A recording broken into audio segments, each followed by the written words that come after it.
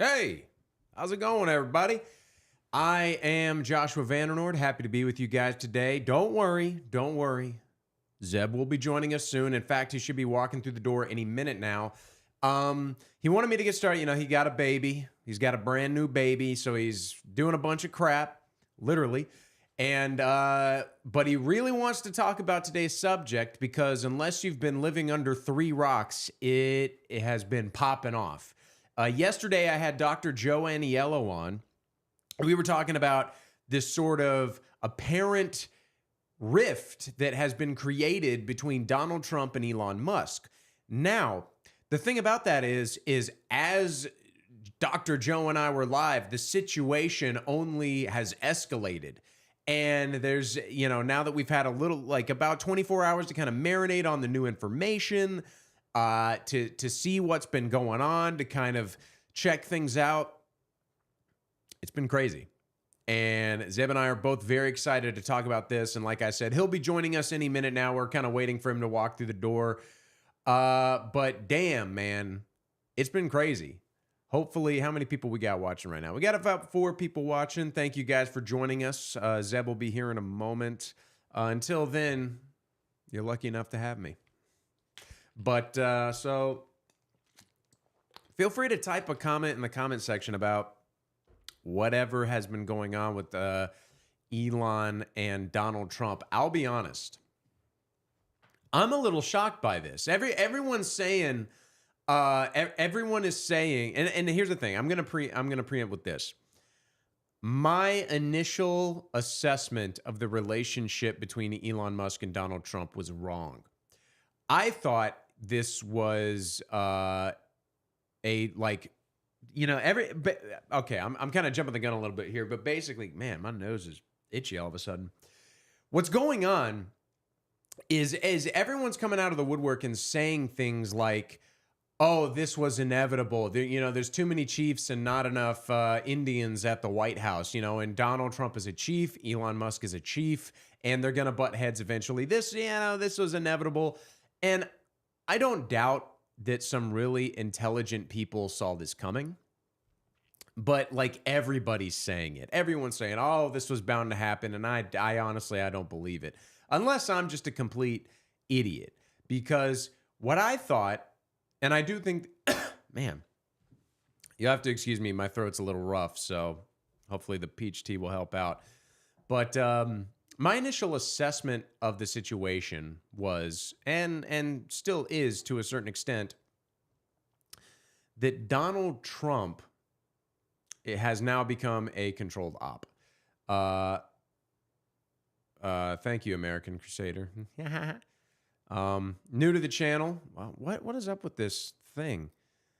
Hold on, let me fix the comment thing real quickie-do. But basically, Donald Trump and Elon Musk, everyone is saying that, oh, this split was inevitable. Too many chiefs, not enough Indians, blah, blah, blah.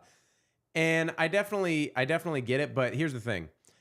I had assumed that a split between Elon Musk and Donald Trump would have inevitably happened if Donald Trump was not controlled by Elon Musk and Peter Thiel. Zeb's joining me now. How you doing, Zebaroo? Chat, what's up, dude? We got some guy named American Crusade. I've never seen him before. He's from the Twitter. He's from Twitter. Okay, all right. He's from the Twitter. What's up, brother? I don't know what Twitter. I don't know the Twitter. I've never tweet. Dude, it's so hot outside today. It's hot as balls, man. It was hot in here. I mean, honestly, I might want to grab the remote. I set it to 62. It was a lot hotter in here. It's already getting better. Oh yeah. But basically what I was saying is everyone is saying that, oh, they saw this coming. Everyone is saying that. And I honestly did not. But, I didn't think it would be like this. But my assessment of the situation is, yeah, they probably would have gotten into a fight if Donald Trump wasn't completely controlled by, the Jewish lobby, by Elon Musk, by the PayPal mafia. Now, I think my mistake was I overestimated the reach of their tentacles around him. You know what I mean? I think that's where my mistake was, is assuming that like Donald Trump was basically being completely controlled. So you think he's less controlled than you thought he was before? Now I'm not saying they don't. Let me ask him. it this way: do you think Donald Trump is pro Palantir? I think that's a kind of a dividing line. I don't know. What do you think? Yeah, I don't think so. I mean, chat, we're gonna get going today. Let me cool off a little bit, chat. Let me cool off a little bit. Then I get my juices flowing. I got my Celsius boys. You gotta help me out here. My throat is killing me, so I'm glad. I was like prolonging the show as much as possible. You can say it. Josh, you're blending into the background, dude. I'm blending in. I need better lighting. That's what we need. Yeah, it's like we need hair? It's called a hair light. Oh, and it like highlights your hair. The edges of my hair. Pulls you out of the background. I got you. Chat, we're not professional yet. Give me, I know it's only been like 4, 3, 5, 6 months. I don't know how long we've been doing this thing, but we're getting there. 4. How long have you been going? For a little while, about 5 minutes. Not long. American Crusader. The moment Elon and Vivek had their crash out on H-1B visas, this rift was always going to happen. Yeah. So Christmas Day, and I'll pull this up here in a little bit. The Christmas Day of last year, which was like 6 months ago. Mm-hmm. Elon Musk had this massive H-1B crash out. Elon Musk needs to be deported to India. This is unquestionable. He's got two choices. We're not sending him to South Africa. That's too cruel. We can send him to India, and he can have this massive slave army of Indians to code everything he wants to code. We'll just send him to India, or we'll just ship him off to Mars.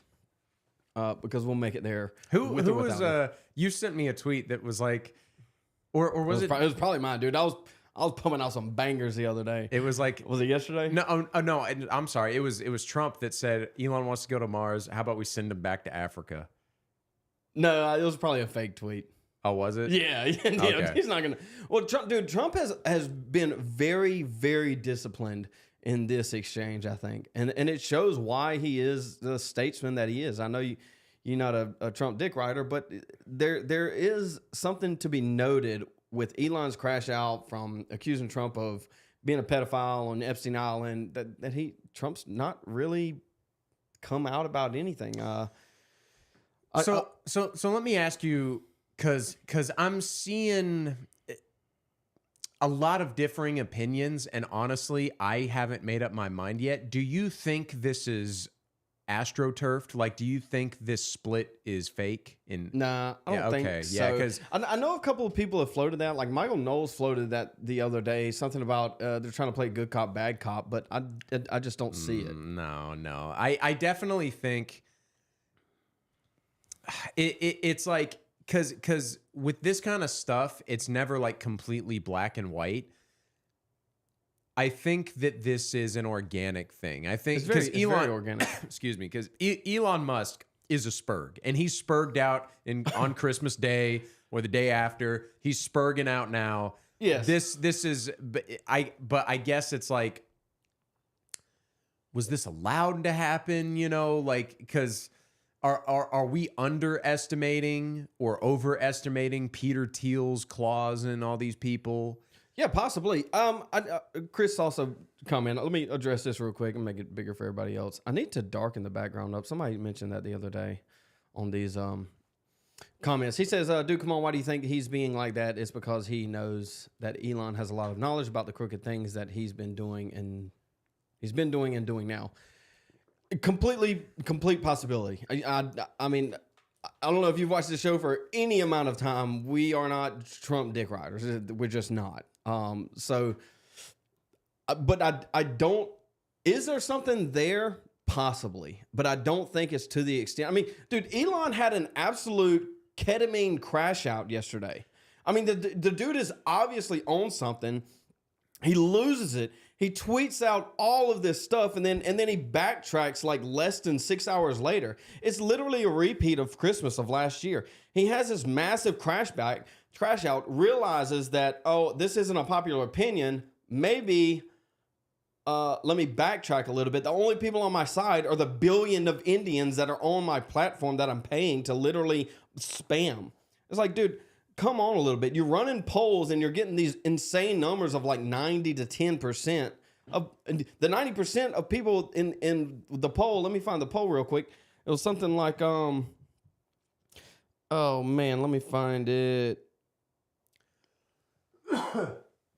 Oh man. Anyway, the poll was something retarded, and it was like a bunch of Indians voting on the polls. See, this is a problem. We need to gatekeep the internet from people outside of America. America needs to have their own internet.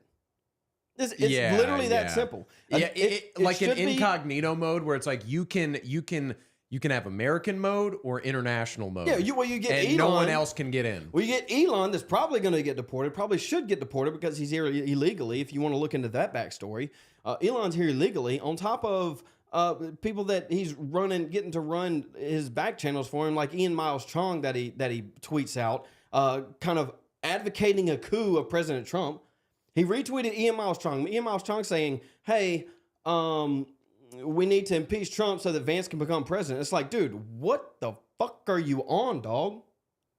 Well, you need to go. That's why, because I watched Nick's show from yesterday because I wanted to see his take, and his take was like it's too soon to know with any certainty, like if this is a ploy or anything. And I agree, but he was bringing up a bunch of stuff that I wasn't even aware of, which is basically like. The New York Times, I think it was, or the Washington Post. I think it was the New York Times. They published a story basically about how like Palantir, is like it's now being implemented into the four like HHS, DHS, all those things. Well, they're building a non-governmental back channel to create a government. Yes, is essentially what they're doing. Yes, and then he was directly questioned recently about his like they published a story about his connection to Jeffrey Epstein, and then he comes on and he's like, "Oh well, people are talking about Mossad, but people aren't talking about the American involvement in Jeffrey Epstein." And like he's clearly trying to deflect, and he's connected with Elon. And again, it's the same thing. Like, I do think that Elon's spurred out. But it is kind of the timing of it all is a little bit strange. And again, it's like I don't know what happened. But I definitely think those are factors. Yes. I just want to make this note. American Crusader says never take the Spurgs in their moment of Spurg seriously. That's fair. But this is why the Spurgs should not have power. Yes. They are almost like women where they can't control themselves. And it's a bad look. And Donald Trump, in all of his fault, is not a Spurg. And that's why somebody said up here he's really good at not taking the bait. Crusader said that again. He is really good at not taking the bait. And anybody that wants to say, I mean, Chris, if you want to say that, we're kind of backing Trump here, that's fine. But he hasn't taken the bait. I mean, whether this is fake bait or real bait, it is bait, and he didn't take it. And so... give it 72 hours. Let it die off, dude. I mean, Elon's already backtracked on a lot of stuff. He said he was going to decommission Dragon, which is his Mars empire that he's trying to build. And then he backtracked that like less than an hour later or something because some dude with 150 followers said, "Hey, guys, you shouldn't be fighting." It's like, bro. Well, yeah, what annoys me about this, and even because, my boss, Ken, we disagree with him on a lot of stuff. And I was fully expecting to get the, like, this is a bad look, like, take today. But he was like, bro, this happened. Like, these are two alpha males. I don't think Elon's an alpha male. But he was like, these are two like titans battling it out. This is what a masculine, like, this is actually how politics should be. Thomas Jefferson killed a guy. Is that what he said this morning? Yeah. Oh, my God, dude. Well, you disagree? Yeah, I disagree. I mean, it's not statesmanlike, but I definitely I don't disagree in principle. Okay, let's take this then. It's not masculine to air out your dirty laundry on a platform that you own. That's what I was saying. Is he said these are two alpha males, and I told him off the air. I was like, no. Elon is not an alpha male. Elon is Trump not an alpha male. is. Yes. If they were not billionaires, if you're going to label him, he is a impotent gay little nerd. He's not gay, but he's an impotent gay little nerd that is also the richest man in the world. Like $200 billion buys you a big enough ego, but that does not make you an alpha male. Well, here's what we have to understand. American Crusader says, I'm bringing a lot of his up. I want to get to a lot of other people's tweets, Trump whoppers and Amber, welcome to the stream. I'll get to this in a half a second. Tyrone, No. welcome. So to Crusader's comment that you just had pulled up, his wealth doesn't make him an alpha male. It makes him confident. If Donald Trump and Elon Musk made $50K, this would not be the same fight. Donald would walk all over him. I would say, I don't really think it. I mean, it's not really the money. The money is just a leverage of power. But Donald Trump has the presidency, right? The actual sitting tangible power.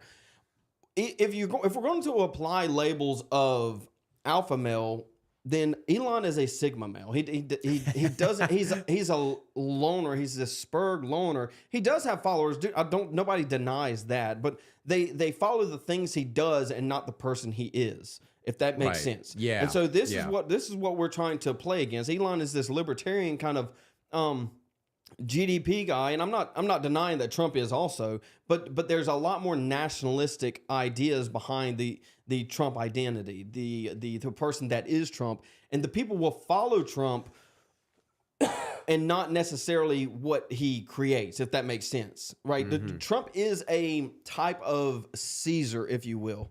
Like, people will follow him, but Elon is not. Elon is trying to leverage his money to get what he wants, essentially. And he has a little crash out when he doesn't get. I don't even know what he's having the crash out. Really, I think it is the H-1B stuff. A lot of the deportations. And honestly, if what I know about Elon is true, he's got to go too. What do you know about Elon? He's here illegally. Oh, Yeah. Oh, I thought that was just kind of a joke. No, he's actually, from my understanding, Elon does not have legal citizenship in the U.S. Maybe we can do. I mean, I'd have to look into it again. That was a while back. Especially, I think I looked into it after H-1B crash out. But really, regardless, I mean, he's not. He doesn't have the ability to run for president. It kind of shuts down this idea that he's been the shadow president for so long. It's like Trump told him no one time, and then he loses it. Yeah, you know what I mean. So I think the liberals have kind of shut up about that one too. In reality, the real shadow president is Stephen Miller. Let's go. Stephen Miller's going to deport 200 million people. Is he? He's trying, dude. He really is trying. You think so? I think I he's haven't trying, been paying dude. attention. So I think a lot of this Elon crash out is, like I said, it's the H-1B stuff. But the person behind that is Stephen Miller. So if you want to apply a shadow president, at least in part, on the immigration side, it is Stephen Miller. So have you heard about the black eye thing? Yeah, I saw it. Yeah. I mean, I know the conspiracy, and I saw Elon's black eye. What's the conspiracy you've heard? Is one big black eye club that I don't know. What? Yeah, what's yours? The one I heard from Nick was basically that, so Elon's crashing out, he's leaving, and he is taking Stephen Miller's wife, Katie Miller, with him as an employee, and he thinks that he thinks that maybe they got into a physical altercation. What? And because at the press conference where Elon, like Trump said that at the press conference, and he may be lying, but Trump said that when Elon Musk showed up to the press conference with a black eye, beforehand, Donald Trump said, "Do you want makeup to cover that up?" And he said no. Like he said he wanted people to see his black eye. Really? So which hints at an element of maybe this is staged. However, I wouldn't put it past Donald to lie about that. So the conspiracy behind black eyes is, you can look at this. A lot of people have shown up with black eyes, and the idea is that it's a initiation ritual where these people in some whatever club, call it Bohemian Grove type setup, they get initiated with a black eye, and then they have to tout it around for a little while. That's kind of where I thought you were going. I had no idea that was a possible altercation. Stephen Miller taking out Elon. I mean, I thought we were getting Zuckerberg and Elon. Now we're getting Stephen Miller. I'll take it, dude. Where's the pay-per-view at? Sorry, chat. All right, let me go back up here. I want to address, if y'all are still around, Chris B. Welcome to the stream too. Love you, Chris. Tyrone, Mr. Jefferson said, word on the street is Elon decided opprobrium with Trump's administration. Not sure. Elicited opprobrium. I've Am I gonna never have even to heard of that. Google that. Is this a pun? Is this like tricoxagon? Boom. I can't even type Trump it out. is actually Harsh pretty- criticism or censure. I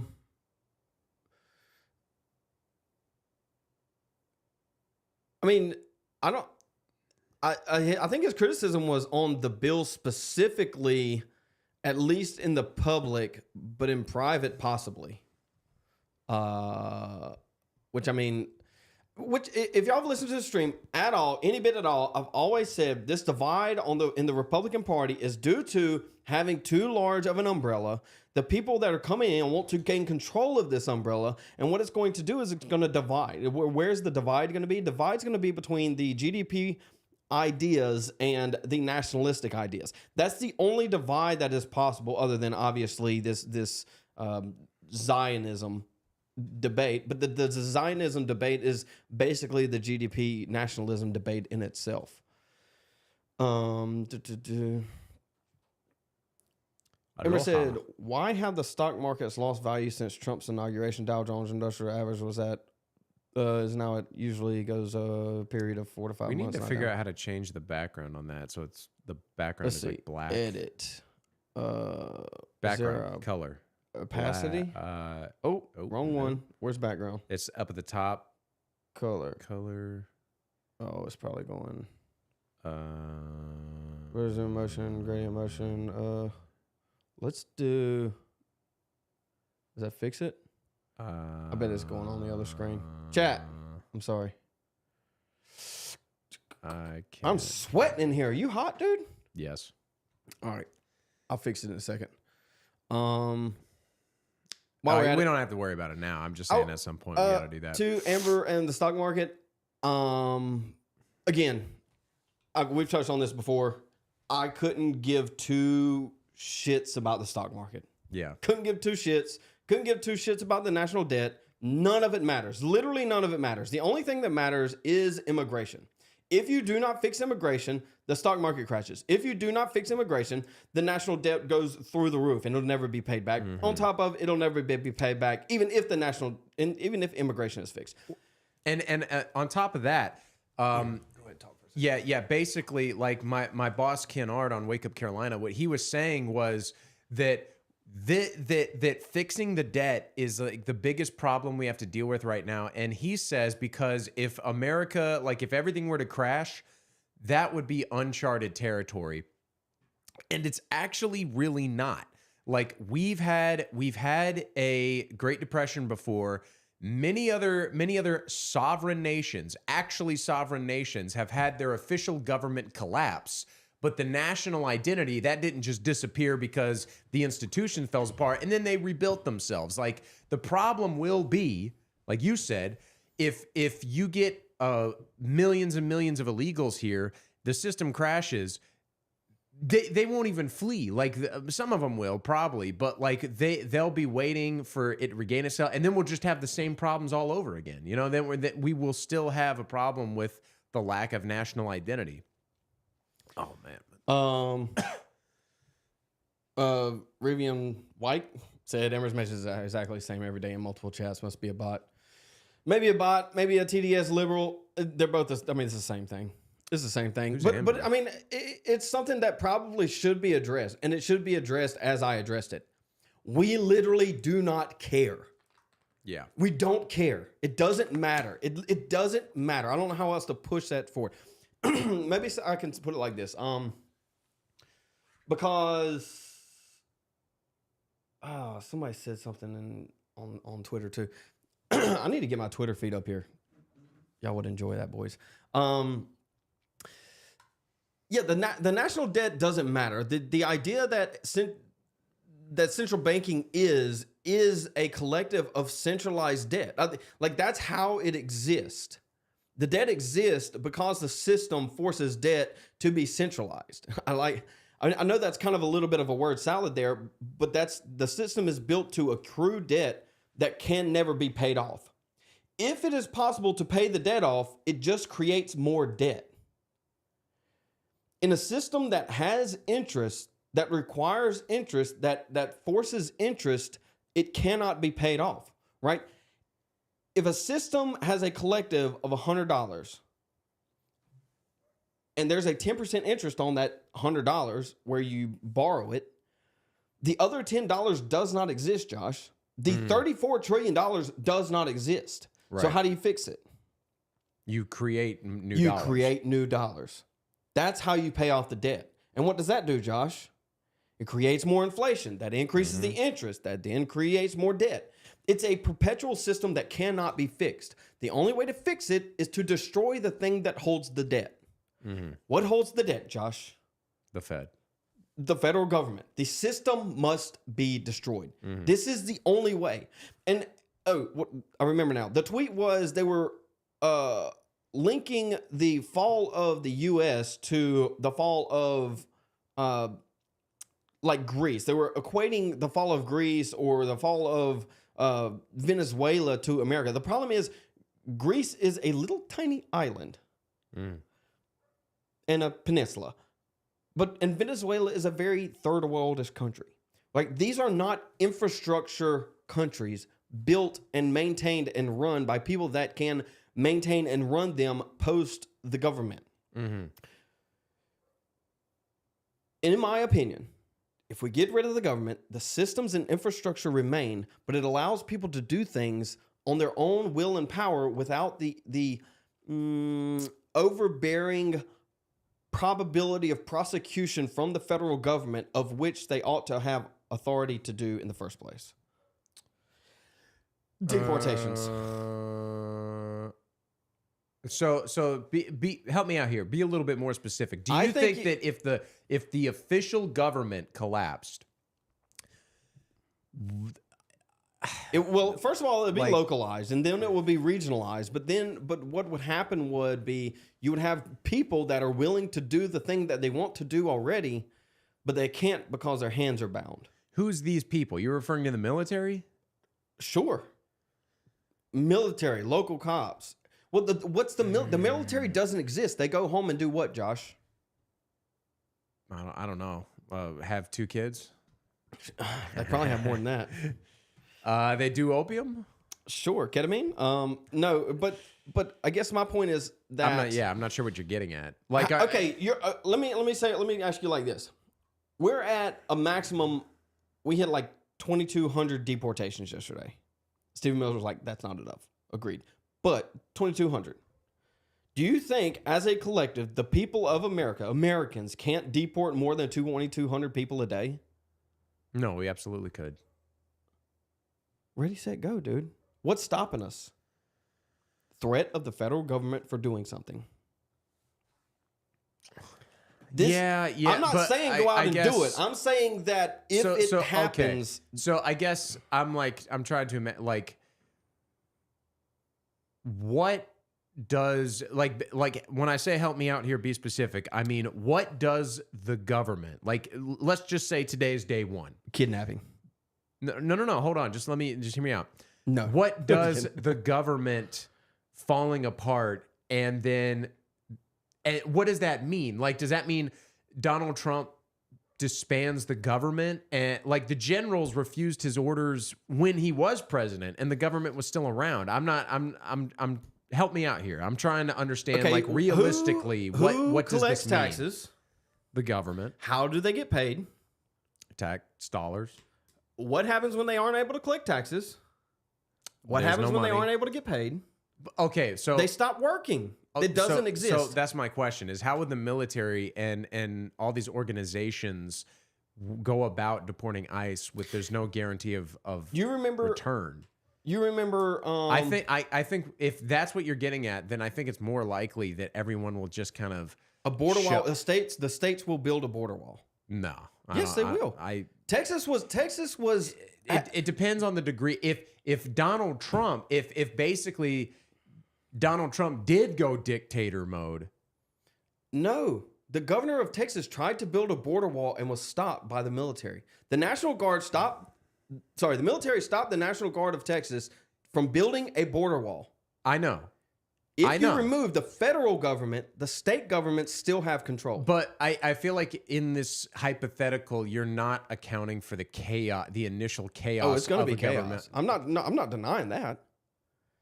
I'm not saying immediately people are going to go to Home Depot and round up all the Mexicans they can find and start shipping them out in 18-wheelers. I'm not making that argument. That's what I'm saying, asking is like, how do we get from there's a the time government frame. collapse? Yeah, like There's what a is time it? frame to this. What do you think it would be? I don't know. The chaos would probably 6 to 18 months.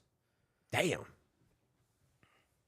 It wouldn't be fun. I'm not saying it's going to be fun. I'll tell you what though. A 6 to 18 months of chaos. We were talking about this off the air yesterday. White people are going to be racist again. I didn't follow a word Jeb just said. Sorry, dude. Sometimes I get in my own head. Well, that's what I'm saying. It's like it's hard for me to understand like the government collapsing and then everything we ever wanted to happen will happen. It's like that. It seems like we're missing a couple key steps in this hypothetical. Yeah, I mean, we probably are. Like now, what I advocate for, and if Donald Trump came out and said this, like, I am the dictator of America, fuck Congress, F the Senate, military, you belong to me. If the generals tell you to do something other than what I tell you, you have carte blanche to murder them, and we are going to round up all the Hispanics. We're going to build a border wall today. I control the budget. I control whatever I want, and we're like... Realistic, no, but that I think that would be better. Do you remember the government shut down for like 2 weeks, like a year ago? Kinda. Nobody went to work. Yeah. How long would that last before people realize that maybe we're not going back to work for the government? Like 2 months, 2 months, 4 months, yeah, 3 months. Okay. Yeah. Now you have a few million people idle, not getting paid. What did they do? From IRS agents to the military. Like, these people aren't getting paid. They have skills. What do? Go work at HR? No. This is what I'm saying. The fallout, there's so much that's going to happen in the fallout. We can't really account for it. I feel like there's so many things that would enter people's minds before, hey, let's just build a border wall. Oh, sure. That would come into people's minds. Well, you would have leadership at a state level. The states would still function relatively stably. Okay. Now, if it was like there's a government shutdown and Greg Abbott was like, hey, let's build a border wall while no one's looking. I mean, people are going to know, but like the government shut down, let's get started, you know? And then the shutdown just lasts and lasts and lasts. Maybe. All right, let's get to some of these. Trump Warbers, I kind of skipped over a lot of yours. Excuse me. American Crusader killing it in the chat. Thank you, brother. I want to get to some of Elon's tweets here in a second, too, and dive into that. Greg Abbott is too weak. He'd never do it. I wouldn't say never. He's weak. I wouldn't say never. Right. Again, I think if you remove the imposition of the federal, it would happen military, before he would walk. You must not know that. You must not know that the border is federal territory, not state. Right. This is exactly my point. This is exactly my point, Josh. Goober.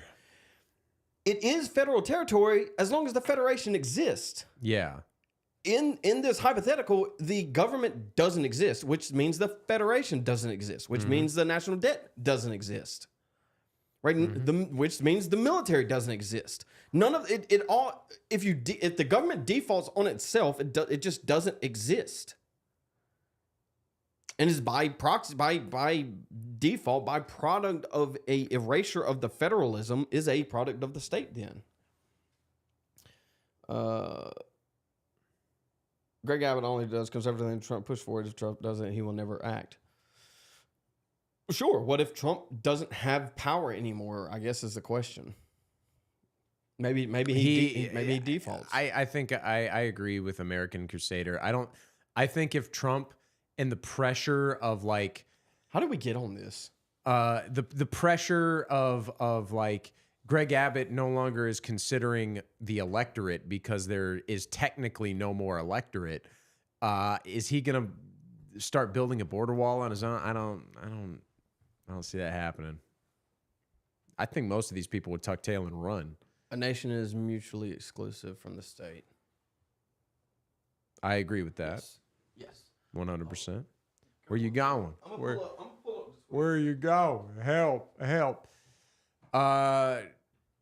Trump, Whopper, Zeb, you must not know that. Oh, can't read it now. I mean, that's like baby brain mentality. It's like, I mean, even like I don't even think Zeb's hypothetical, as least as I understand it right now, completely works. But like, what does that even mean? It's like you must not know. Yeah, we're talking about a hypothetical where there is no federal government. Keep up, buddy. States could never secure their borders ever. Well, not with that attitude. Yeah, they absolutely could. I mean, only a Sith deals in absolutes. I mean, does Israel keep up its borders? I mean, it's in the most hostile territory ever. Yeah, they absolutely could. I mean, yes, they have our funding, but the point stands. If like there were like a big federal shutdown that lasted like a year, and then someone in Texas, like things weren't completely falling apart, and then someone from Texas said like, let's just like stand guard at the border and shoot everyone we see. I could see that happening. Chad, I'm gonna try to organize this so we can scroll through Twitter real quick. I want to show y'all some stuff. Some stuffy stuff. I don't know if I can do a 3-hour stream today, dude. Why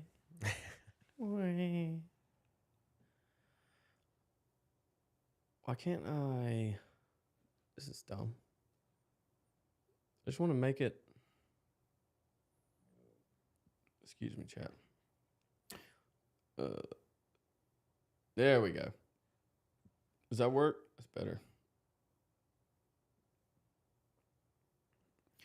All right, where we at? Israel is Jewish, so they're allowed. Yes, correct. Everybody knows that Jews have carte blanche on any type of war games they want to play.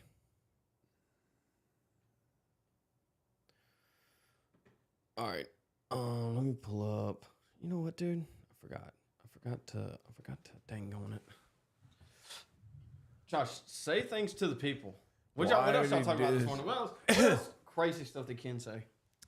What did Ken say? Of course, he said, which I'm going to talk about on my show tomorrow, that the debt is the greatest crisis facing our country today. And I'm like, no, it's the bioweapon that has entered our country through the northern borders and H-1B visas. That is a greater threat to the nation. Chat. Boomers. I know, man. Yo, Trump Whoppers, are you a boomer All by they chance? care about is money. The GDP go up mean good, go down mean bad.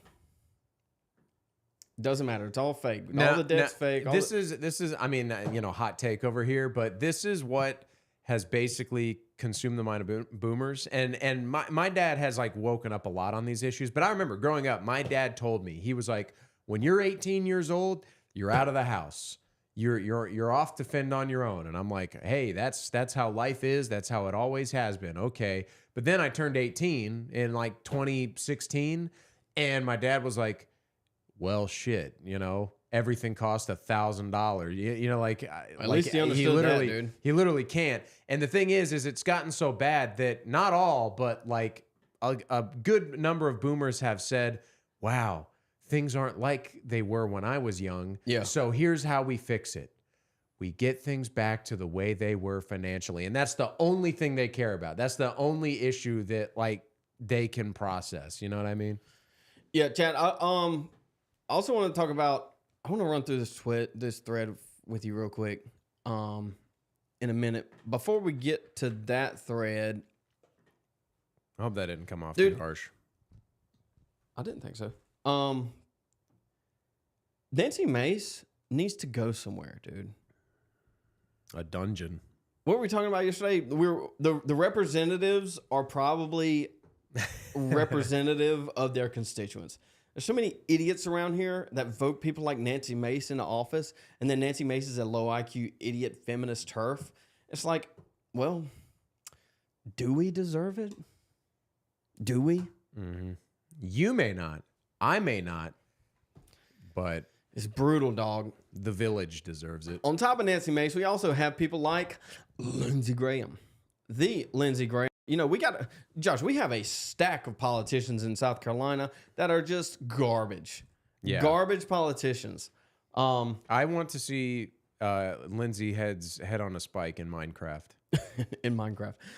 People love whining in my comment section when I say Congress takes lots of vacations. They're not on vacation. They're working in their districts. Lindsey Graham was just partying in Ukraine on our dime. When did Lindsey Graham become the senator from Ukraine? Josh, I want to ask you a question real quick. Don't look. Okay. The question is, how much money did it cost Lindsey Graham to go on working in their districts to Ukraine? I'm going to say $6 million. $666. Exactly. If you actually meant 271, you were pretty close. 271 million? Thousand. Okay, I was about to say. That's not the answer, but that was a joke. Oh, 271? I don't get it. That's the official numbers from the Red Cross. You didn't know? You don't know that? Oh, okay. I did not know that.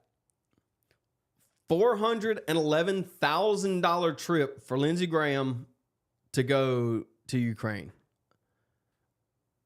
Oh, a what? What? Like, what are you even doing in Ukraine, dude? What? Yeah. What came of this? Who knows? I don't know. Nobody knows. Nothing. I mean, he's going over there to obviously blow someone. You know who he kind of looks like? Who Lindsey Graham kind of looks like when he smiles? Dick Cheney. Ricky Gervais. Oh. I don't know. I just thought that was insane. Like Lindsey, what are you doing, dude? Lindsey Graham. What are you doing? Well, I've already said it, but yeah, he's evil. He's a traitor. I was going to something else. And South Carolina, you're a bunch of suckers for voting this guy in for as long South as you Carolina, have. what a bunch of retards. Yeah, well, hey man, he's better than the Democrat. Like, is he? And I won't even blame people because honestly, like Lindsey Graham is so powerful at this point. He will beat down any contender. The point of this was the question is who voted to pay for Lindsey Graham to spend $411,000 on a trip to Ukraine. You know who voted for that? Who's that? Lindsey Graham. Oh, he's head of the budgeting committee.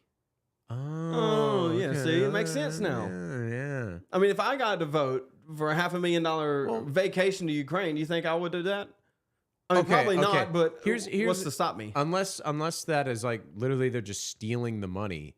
I mean, what did that go to? I mean, like a private flight there and back. Well, Zelensky said he never saw $100 million or $100 billion or something ridiculous that we sent them for the war.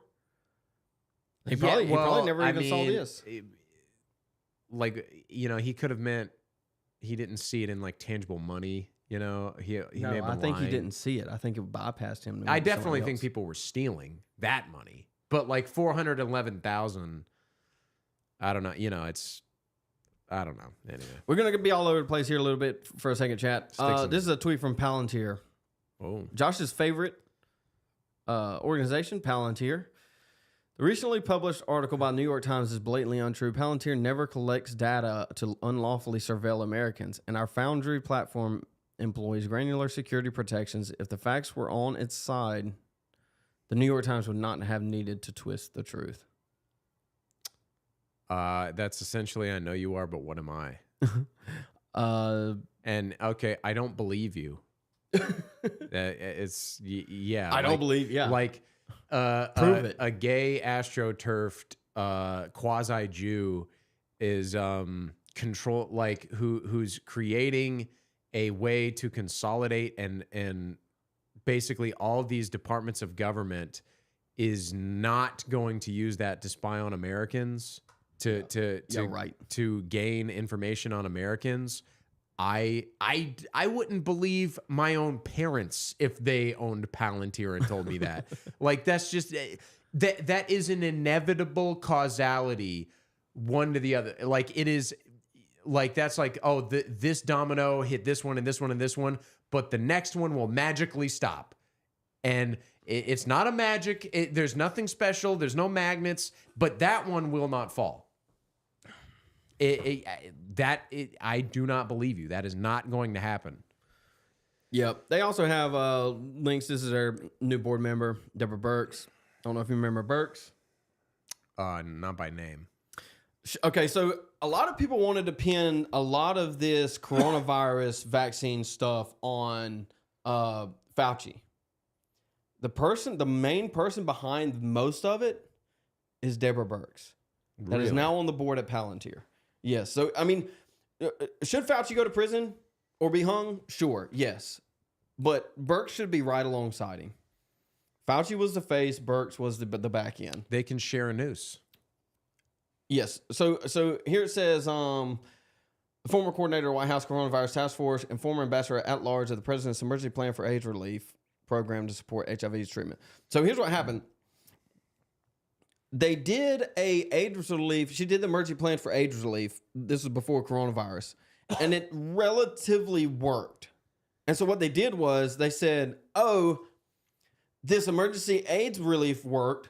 Let me just do that for coronavirus."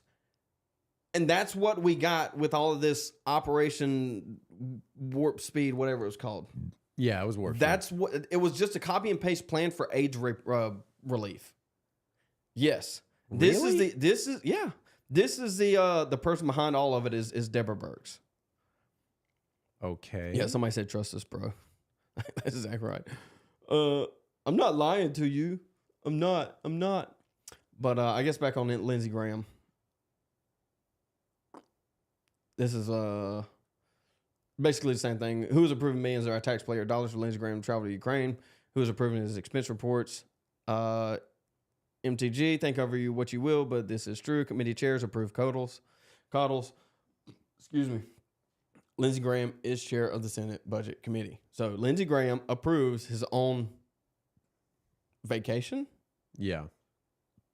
That's cute. Dude needs to catch a wire. Like a really thick wound up wire hanging from a tree. Piano. Maybe one attached to a millstone they can toss in the water. Catch up with chat real quick.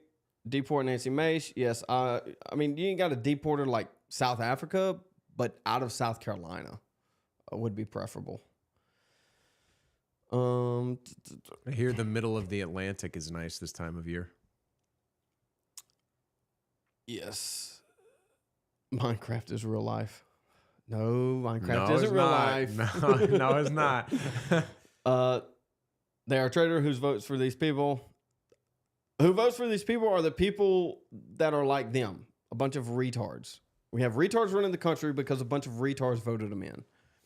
On top of, and there was something earlier I wanted to talk about. It was Trump Whoppers, I think. He said, oh man, where was it? Somebody said something about stealing the election for Trump. Are you kidding me? Did you see that? No, but it is kind of funny. We did have someone call into the show today, and what was the point they were making? They were making fun of conservatives for this split between Elon and Trump, and he called Ken a retard. And what are you calling a retard for? I can't. Okay, so I'm trying to remember exactly what he said. It was hilarious, and I'm not like saying that Ken, like I'm not agreeing with the guy, but it was like he was basically saying, how do you react to that and not come off like an asshole? Like if somebody calls you a retard, like what do you do? Josh, hang up on him. Like what do you do? I'm trying. Damn, I wish I could remember because he wasn't saying you are a retard. He was saying if you believe this, you're retarded, which is what Ken was saying. and then that guy said that, or that guy, Ken started to say, if you think that, then you're not a serious person. He kind of stopped himself, and I was like dying laughing. I was like, dude, just call him a moron. He called you a retard on the air. Just call him a moron. It's fine. Yeah. But it was fun. I wish more people would call in that were like just bully antagonists. The yes men get a little grating. Chat. Where are we at? Let's talk to chat for a second. Y'all still here? I think Zeb voted for... No, definitely didn't. I didn't vote for Lindsey Graham to go to Ukraine. I didn't vote for him to go to D.C. I didn't vote for him to do nothing. If I had to vote for Lindsey Graham, it would be to send him... to the bottom of the ocean. Yeah, to Mars. We'll send him to Mars one atom at a time. Send him to the middle of a particle accelerator. But I guess to address the idea that, and I think it was Trump Whoppers, I just couldn't find the comment, that Elon aided in Trump's stealing of the election. I think, stay with me here. I think there's something to that. I'm not saying he stole the election, obviously. What I'm saying is there was probably some preventative measures that Elon was able to take with whatever back end that he has with Starlink, Twitter, whatever it is, that prevented the theft of the election. Nick basically said the extra 11 million votes. That it was Elon's intervention that probably won Wisconsin and Pennsylvania for Trump. He said that like Trump did not have a plan for if Pennsylvania had a recount, and he didn't specify why, and so I don't know. But he basically said Trump's efforts in Pennsylvania prevented a recount, and I can entirely believe that. Not only could I believe that, I think I do. I think Elon. I'm not saying that Trump would have lost that election with Elon. Not even close. What I'm saying is that Elon's efforts did prevent something that is not public information. It had to, right? I mean, where were the 11 million votes that Joe Biden had? Like they don't exist. Yeah. The 11 million people, and I still think they cheated for another extra 20 million. This last time? Yeah. Oh, probably. So I guess the question is, did they steal the election? I don't think so. I mean, there's evidence of ballot harvesting and cheating locally, like here in Dillon. Yeah. You know? Well, yeah. Well, I've made this point before too. It's like, is ballot harvesting widespread? As a centralization, no. As decentralized, yes. I mean, all of these small cities, towns have ballot harvesting. They bus people to the polls. They pay them in whatever currency you want to call it. Probably not dollars, but there is some transaction there. And you have a city that's, I don't know, 30,000 people. You have, I don't know, anywhere from 300 to 1,000 people that are being paid to vote a certain way. You copy and paste that 100,000 times across the United States. It's like, well, yeah, they're being paid, and there's a widespread voting fraud.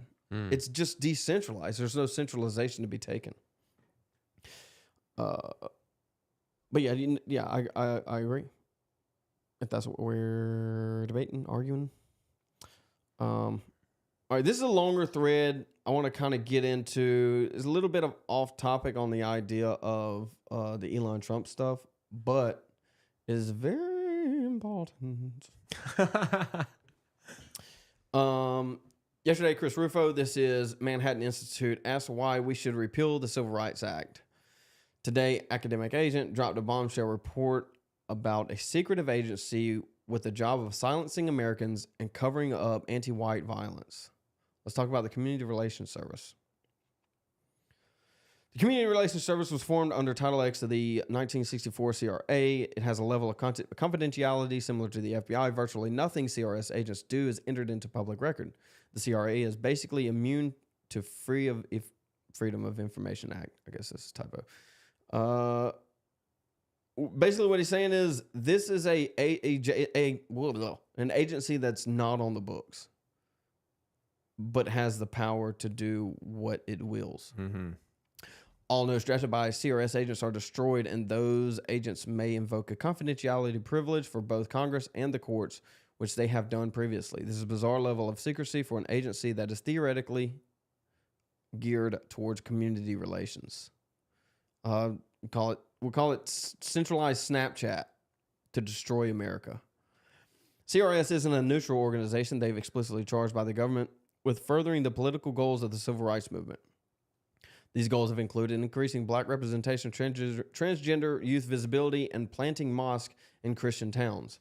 The purpose of CRS is, as described by one of its founders, Bertram Levine, was to prevent white backlash to the CRA, the Civil Rights Act. CRS helped to fund groups like the Southern Christian Leadership Conference to harass lily white towns and organize mass demonstrations. I mean, this group's been around since '64. CRS was involved in the forced integration of Catholic communities in Boston, and when 17-year-old Michael Faith was stabbed in 1974, CRS was on the scene immediately, not to help the victim or protect the community, but to prevent white students from fighting back. We don't need to make this about race, Josh. Have you heard that before? Yeah. So, I mean, this is all very intriguing, but where's the proof? Yeah, trust me, bro. Hold on. Okay. I think we'll get to it. Because here's the thing, Aaron McIntyre, very trustworthy source. I agree. I agree. Okay. He's got credibility. I am curious because it's like this level of intervention was it's not something I would have thought would be necessary, but I don't not believe it. If that makes sense, does that make sense? Yeah. So I'm just curious to see where he's getting this from. I actually haven't been through the entire thread. I just saw it and thought it'd be interesting. CRS repeatedly threatened to pull the FCC license of local news stations unless they affirmative action hired black anchors. They also produced propaganda films with big starts like Bill Cosby. This is, it's another layer to something like Operation Mockingbird too, where I'm sure they threatened FCC licenses to news anchors that didn't say what they wanted them to say. If they're going that far. CRS was involved in guiding and downplaying race riots. In 1965, they worked with black leaders like Franklin Florence, who was a student of Saul Alinsky. Dude, I need to learn up on Alinsky. Apparently, there's an entire backstory there. Sorry, chat. I'll do that one day too. The goal was to. You don't know who that is, do you? I've heard the name. Okay. I don't know a ton about him though. The goal was to allow rioting, but control it so that it didn't escalate to the level where white residents would react. They messed that one up in 2020, didn't they? Scroll too far. CRS coordinated law enforcement used careful placed propaganda to prevent white residents from reacting to the multiple black riots across many American cities between 67 and 72. CRS also... I'm just trying to place the time. Sorry, chat. CRS also set up Operation Rumor Control, which still operates to this day. Rumor Control manipulates local media sources to control reporting on the damage done during riots and downplay the role of civil rights leaders in instigating them. God bless you. Sorry, chat. Bro, how long is this thread? Holy shiesty. All right, I'll zoom through the rest of this thing. CRS was responsible for stage managing the entire Trayvon Martin incidents, including parading the family before Congress, carefully managing protests in Sanford, Florida, training activists, and astroturfing progressive organizations like Dream Defenders. CRS was critical in increasing the effectiveness of movements like BLM. They trained left-wing activists through a program called Marshall Training, coordinate the distribution of supplies of water to jumbotrons, and coordinate media coverage to ensure good optics. CRS's playbook managed creating spontaneous protests across the U.S. in favor of all manners of left-wing causes, including BLM marches in Ferguson, Pride, events in small-town conservative North Carolina towns and protests against Columbus Day in Colorado. The most despicable aspect of the CRS is its murder cover-up of operations. You've seen the pattern. White victim is killed and a minority assailant. Family members come out and make a gratuitous and obviously scripted statement downplaying the racial motivation on camera, right? Yeah. Let's not make this about race. Yeah. Obviously. The spokesman calls for fogginess, peace, condemning anyone who would use the incident as a rallying point. The common script isn't an accident. It's coordinated by the CRA. I would also like to note, I think the father has actually backtracked on that. Well, But probably, it's been buried. Probably. How much have you after heard the about it? reaction? How much I have hadn't you heard even about heard it? this that he backtracked Well- for Austin Metcalf. Well, they buried the entire story after the Austin Metcalf stuff. I mean, nobody's heard anything because the nobody father was of covered. Austin Metcalf. That's who you're talking Yeah. about. Yeah, and they. I'm just talking about the whole story has been buried, but the father has kind of backtracked on that also. I haven't heard this. Well, they wanted to bury it because it's a bad look, and they lose on all fronts. Hmm. And apparently, I don't know. I guess we're still waiting for the video to come out for the court cases, where it was premeditated. They're arguing. That's why they backtracked off of everything, because they know what the video shows, and there's no defense of it. Wouldn't be surprised. That's just my conclusion, Chad. I haven't seen the video. Spokesman is usually an older male who encourages everyone to focus on character of the victim, not the horrific nature of the attack or the motivations of the attacker. Baby Gravy documented such an incident after the murder of Donald Gustley, who was killed by 2 Somalis. There's evidence that not only did the CRS stage manage the response to Gattusi's murder, but they were responsible for the resettling of Somalis in Lewiston, Maine, where the victim was from since at least 2004. More about Gusty murder. Remember, documentation can be hard to find because CRS is immune to FOIA requests and congressional investigations under Title X of the CRA. But there is hard evidence that they have been involved in coordinating the response to riots and murderers for decades. The Trump administration has expressed interest in dismantling CRS, and they have the power to do so. I'm calling on real Donald Trump data events to take action in this heinous agency. How long is this thing? 31 minutes? Damn. I don't Will know. you send that to me? I will watch that on my own time. I haven't watched it either. Let's just Well, hold on. Pause real quick. Pause real quick before we go into this.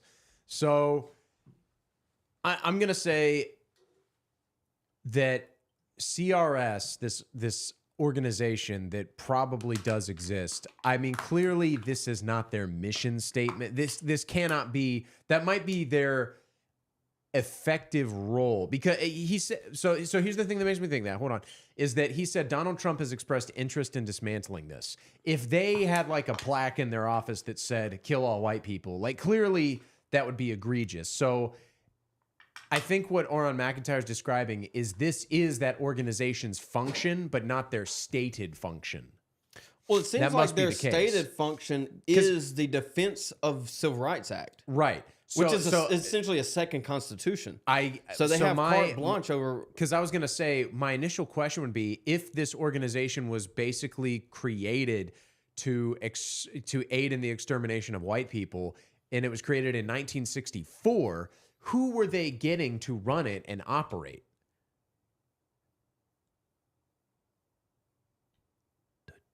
The Chosen. Well, I mean, what is 64 if not for 65, right? It's so funny. Like when I was like in high school, there was a time where I was like buying the total thing. I was like, I don't get why people hate the Jews so much, and I was like, I can't even tell the difference. And just like as time has gone, I saw a clip where it was some like interview of some guy, and he was like, he was a white dude. He appeared to be white. Yeah. And he was saying, he was like, the Europeans exterminated the indigenous people and have the gall to call them savages. And like before the words even came out of his mouth, once you notice, you notice. And the thing that made me think about it is because one of my friends, he's like, because now they're talking about anti-Semitism and he's not political at all. He goes, I can't even tell the difference. And I'm like, You Yeah, will. You can. Well, like because he doesn't think about it, but once you do, then you notice, and then you can't. Crusader it. says I've never heard of CRS until Orange Thread. Yeah, I don't think anybody had heard of it until Orange Thread.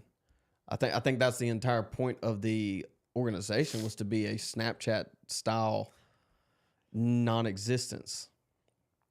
I mean that's even like that's beyond like a CIA, the NSA, like it doesn't exist. It's not on the books. Malarkey, welcome to the stream, dude. Thank you, Malarkey. Loco, welcome to the stream. Looks like Maga's falling apart. Only Bobby can save it. Does he mean Kennedy? I don't know. Yeah. Here's the breakdown. No offense. I know you were excited about RFK, but what a nothing burger that has turned out to be. Maybe not you, but like a lot of these excited. I mean, I would say I wasn't giddy, but I was excited. Sure. I was expecting a Kennedy to be able to do something. How about that?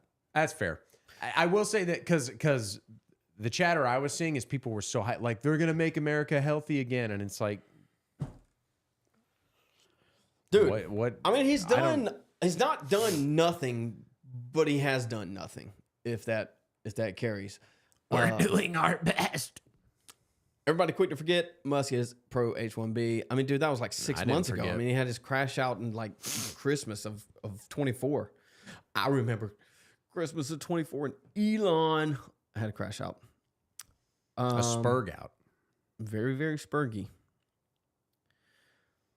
But guys, the website says mission is to give everyone $1 billion. It must be good. Yeah, I mean, nobody knows what this is, dude. I just want to listen to a few seconds of it, Chad, if you bear with me. Are in fact the plans being executed of an organised minority. Well, in this video, I've got pretty much the smoking gun that proves everything I've been saying for years with receipts. I was kind of mind blown when this came across my desk because a buddy of mine said, "Hey, you've got to take a look at this book. All that stuff you were saying about BLM being AstroTurf and actually being the foot soldiers of the regime, Greta Thunberg all the way down. Remember all those catchphrases? If you're pushing an open door, you are not a radical." Case back in the group. If you're interested, I found this article by Clay Risen in Tablet magazine, written 11 years ago, essentially framing all of the stuff they did in a positive light. Okay. What I am really interested in here, not so much saying, well, civil rights good, civil rights bad. If you ask me, RBJ, one of the worst presidents. If you ask me, There you go, Josh. Look at the headline. 1964 Civil Rights Act was still a dream. Then these Jewish operatives got to work. what we call woke today and the whole culture around that is directly downstream of. Is he making the argument that the CRS created the groundwork for the Civil Rights Act? Well, okay, Right. so I Googled it just to see if you could find anything online, and this is the Google AI overview. My question was, what is CRS as it relates to civil rights? It says, in the context of the civil rights movement, CRS refers to the Community Relations Service. It was established by the Civil Rights Act of 1964. The CRS was created under Title X of this landmark legislation signed by President Lyndon B. Johnson to address disputes, disagreements, or difficulties that threaten peaceful relations in communities due to discriminatory practices based on race, color, or national origin. And I mean, I can keep going. There's a lot more. You want me to? Nah. I mean, I mainly just wanted to see how public knowledge was this, because I mean, someone in our chat said that I think it was I forgot his name, but the guy who's talking about American Crusader. Yeah. I think it was him who said he had never heard of it until this thread, which me too. And you too, I think. Yeah, you said you hadn't heard of this? CRS? L sound. Was the audio not going through? Uh-oh. No, Hold it's on, chat. not. Hold on, chat. But what interests me actually here is the mechanism.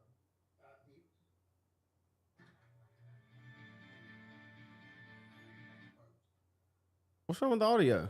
With mediation and conciliation. All system audio. All Let's try that. matters There you related go. specifically to All right, sorry, I fixed it. But yeah, I mean, I just thought that thread was interesting. I just caught the first couple. I just wanted to run through it with you, chat. Thank you for bearing with me. Chris B says Civil Rights Act didn't work against racist DEI policies. Well, it didn't work against racist DEI policies because it worked for racist DEI policies. The Civil Rights Act undoes the First Amendment, right? It undoes freedom of association. Yeah. It forces integration across the board, whether that's from race to sexuality, right? This is why you have to bake a cake for the faggots. Because of civil rights. It's its own constitution. It usurps the Constitution. The Civil Rights Act and the Constitution are exclusive. They're mutually exclusive. They cannot coexist. And so what happens is you have things sent up to the Supreme Court that contradict each other from the Civil Rights Act and the Constitution. And what the Supreme Court typically does is side with the Civil Rights Act. It's its own constitution. Baby Owner says, but honestly, why hasn't Trump released the files? So I don't know if it's Trump not releasing the files. I mean, I know Elon said that, but now I definitely I'm not going to take Elon's word for it in this ketamine crash out. Yeah, I don't think that Donald Trump, because here I was thinking about, we talked about this a little bit yesterday after yesterday's show, and I thought about it more when I got home.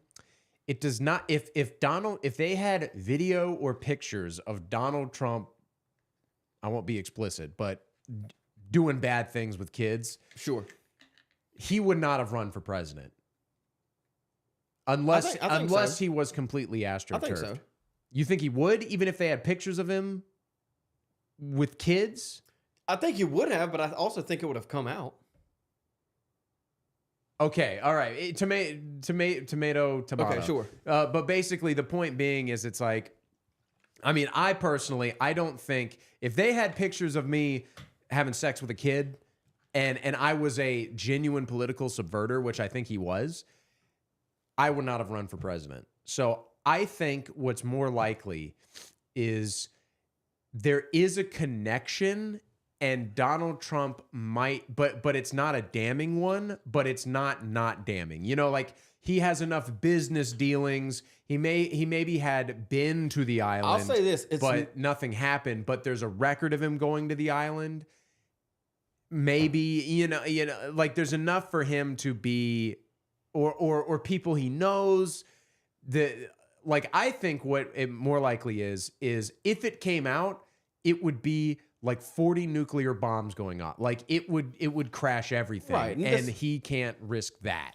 Well, that's kind of like what I said on Twitter the other day. I was like, somebody said, why didn't he release the files if he's not on them? Or why didn't Biden release the files if Trump's on them? It's like, this is a thread, a yarn thread in a yarn ball. If you pull the thread, it all comes undone. All of it. Every single bit of it.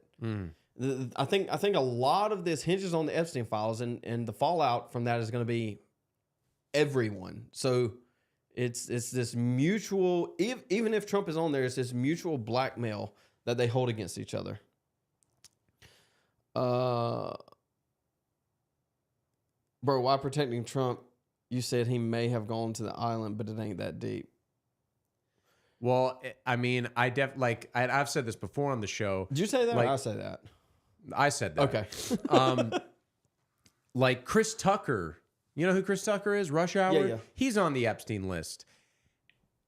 I mean, you know, it's possible, but I'll be honest, in my heart of hearts, I do not think that Chris Tucker is a pedophile. I think, and being part of a blackmail operation, that the people that were not down with the pedophilia just outright, they probably were like, okay, they probably like tested the waters and like, all right, this guy it's like Chris Tucker in the 90s was the shit. You know, he was on top of the world, and they wanted blackmail on him, and they were probably like testing to see what he was, and they were like, okay, this guy is not down with this. So what we're gonna do is gonna like, hey man, you want to come to the island? And everything is above board and binding on the Force him into plane. it. Did him? No. What they go is they go, hey man, you know, he's not perfect.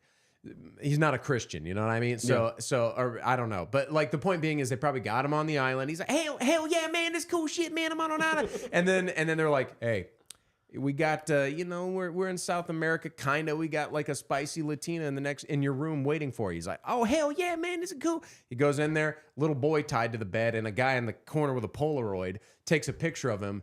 It doesn't matter. Like, if that picture were to get out, no amount of him explaining it, they got a picture of him, man. You know what I mean? Yeah. And I wouldn't be surprised if it was a That's similar a good point. situation I think a with picture Trump. is more damning than a video. Yeah. Yeah. Oh, yeah. Absolutely. There's like Bill Clinton And biting girls' lips Yeah. and weird shit. Like there's definitely people that they did not have to.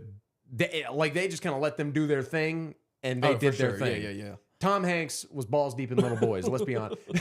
but like, I don't think every single person on that list was a pedophile. Kevin Spacey, absolutely. Dude, Chris Tucker, probably Have not. you seen Castaway? No, I've never seen it. It's a pretty eye-opening movie now looking back. What? With Tom Hanks? Where he's like stranded on an island? He's stranded on an island? Yeah. Stranded on an island. He has a ball that he created. He made him Wilson with the bloody handprint on the ball. And he totes him around. I don't know. It's just I don't get that. It's very. I mean, I get like him on an island, but like, what's the connection with Wilson? I don't get it. Wilson have like you a seen the adrenochrome type stuff with Ellen DeGeneres? I know about adrenochrome. I don't know about it with her. And oh boy, we going down this rabbit hole, chat? Maybe we will do a 3-hour stream. I don't want to go down that rabbit hole, but basically, You can just tell me. You can That just tell me. imaging is what produces adrenochrome. It is essentially, and this is. Have you heard of Hillary Clinton's The image Hold of on. okay, yeah. All right. It's a symbolism. Sure. Have you heard of Hillary Clinton's? What's it called? It starts with the F. Fanny? Chat, help me out. Hillary Clinton files where they're ripping this little girl's face off. And apparently the people that had access to it, like 12 or 13 of them, a few of them like committed suicide after they watched it. That's how they harvest this adrenochrome. They rip kids' face off. That's what that is. Oh. Supposedly. Like Allegedly, like chat. with Allegedly, chat. hooks? Like how do I don't they- know. I didn't Oh my watch it. God. I didn't see it. I'm just saying allegedly. A frazzle drip. It's called frazzle drip. Don't Google that. Don't Google that, chat. Oh my God. That's a thing you don't want to Google. No, I taken in. He put his blood handprint on the ball to make the face. No, I know that, but Josh like, couldn't connect it because it doesn't know frazzle drip. Yeah, and yeah. everything that. well, follows and that. even then, so the face. Oh, a bloody face. Oh, Yeah. okay, yeah, I got you. So you can be anything but a pedo, and it's not that bad. Anything but a pedo, and it's not bad. I mean, pedos are bad. No, I'm not and that's the thing. That is the thing, though. Is it's like I think with COVID. Do you think COVID, like from the beginning, like that was planned? We don't have to get into it. Just a yes or no. Well, yeah. You think it was? Yeah. I'm Well, less. the patent for COVID-19 existed in like 2016. The patent for the vaccine. No. For, But do you think it was? No, I know COVID was created in a lab. I'm not saying that. I'm no, saying it's not that it was created in the lab. The vaccine itself was created in 2016. Okay. Okay. Anyway, regardless, I think my point being, if it was staged, if it was organic, besides the point. My thing is, I think it was used. Yes, it was planned or taken advantage of. They were trying to get like, it was supposed to be like Patriot Act 2.0. They were trying to get, a greater grasp about, hold on, let me finish. And I think they were trying to get more power, COVID passport. And what happened was it was almost like a shit test. And they realized we can't take this too far. Like the people will freak the fuck out. I think And they the pedophile is that. Like they're pushing homosexuality. And they were like, "Damn, we were able to slip transgenderism past the goalie line. That's pretty fucking crazy. Let's see how far." And then they got pedophilia, and then that was just like, okay, the people cannot accept this. Yeah, it's very ratchet strap. I mean, that's the tactic. I don't think COVID was initially meant to be a ratchet strap. I think there was enough pushback that they were forced to kind of roll back a little bit. Yeah. The pedophile thing from the transgender thing, I don't think is a ratchet strap. I think that's just the natural evolution of feminism. And we reached that point, but I think it would have been stopped at transgenderism regardless if they pushed the pedophile stuff. Map, whatever you want to call it. I don't care. I mean, it's all the same. COVID was a scam and staged. COVID was real and a scam and staged. I mean, I think COVID exists, just not in the form that they say it exists. I guess my thing is why not create like a not real virus, like it was real, but like something. Well, You want me to tell you why? Why? Because they didn't want to kill people? Per RFK, Okay. they were targeting specific genes. They want to kill the white man, Josh. Don't me. That's what RFK said. I'm thinking. What RFK said they tried to kill white people? Yes. He said Where basically. did he say that? Oh, let's Google. Boys, we got the Google. Hold on, my thing's lagging. Where did he type that? Where did he type that? Let me see if I can find it real quick. The precursor of pedophilia is sodomy, homosexuality. I mean, absolutely. Like they are pushing evil. And pedophilia is a rich Jewish tradition. I think my keyboard's about dead. RFK. I can't type chat on the vaccine.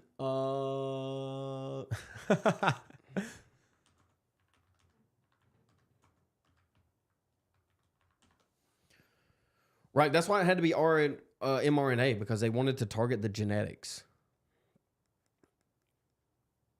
The vaccine targets the genetics, or the virus itself? Both.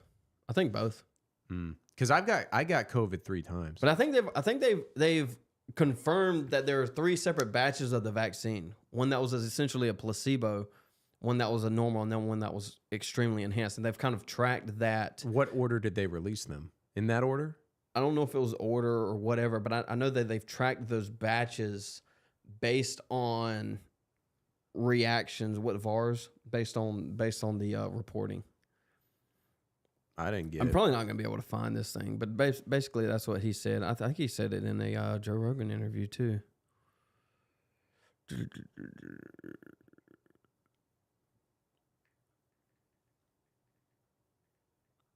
I'm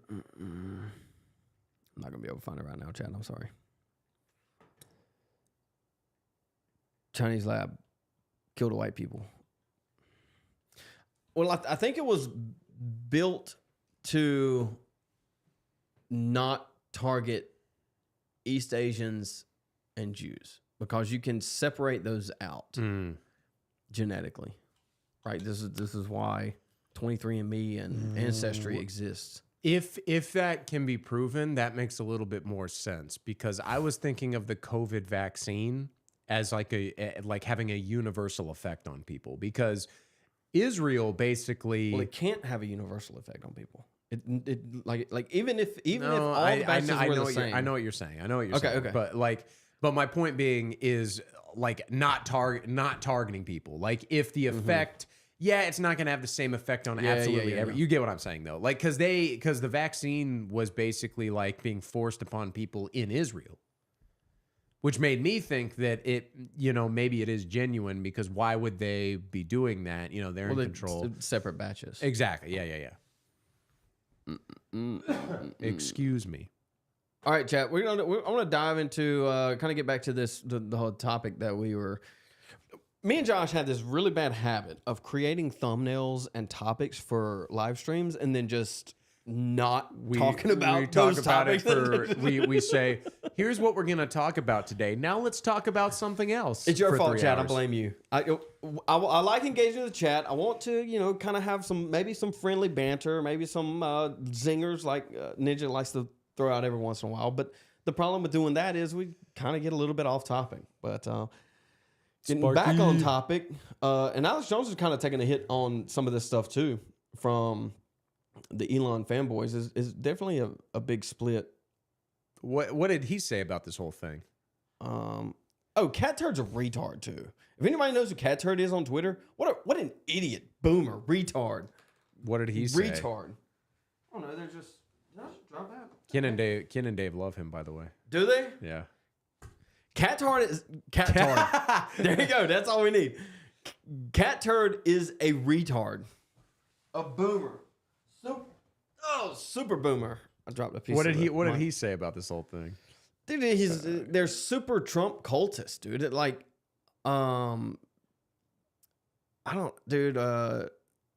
Netanyahu has a syringe framed on his work desk in his office. He probably does. I think they were actually. So I think partial of the batches, they didn't have a ton of reports coming out of Israel for bad vaccines. So they might have got the low dose. Elon fanboys versus Trump fanboys, who wins? Yeah, I think that's basically what this is. It's a maybe I wouldn't say fanboys. It's definitely American versus non-American, if you will. And so Elon's got the full backing of India behind him, right? This is what 1.2 million likes is. India. Again, we need to gatekeep the internet. I want to IP ban anyone outside of the U.S. Elon said, this was yesterday, like 3 o'clock. Yeah, 3:10. Elon says, time to drop the big bombs. We've already talked about this. Donald Trump is in the Epstein files. That is the real reason they have not been made public. Have a nice day. Straight up ketamine crash out, dog. Mark this post for the future. Truth will come out. Elon said, okay. Alex Jones said, Trump needs to respond ASAP. I noticed he did not take questions at his public meeting today. Again, this was yesterday. Yeah, I don't think he needs to respond right now. I mean, this is something that needs to blow over. If anybody doesn't know who John Rocker is, straight legend. Doesn't add anything to the conversation. Quartering is a commie.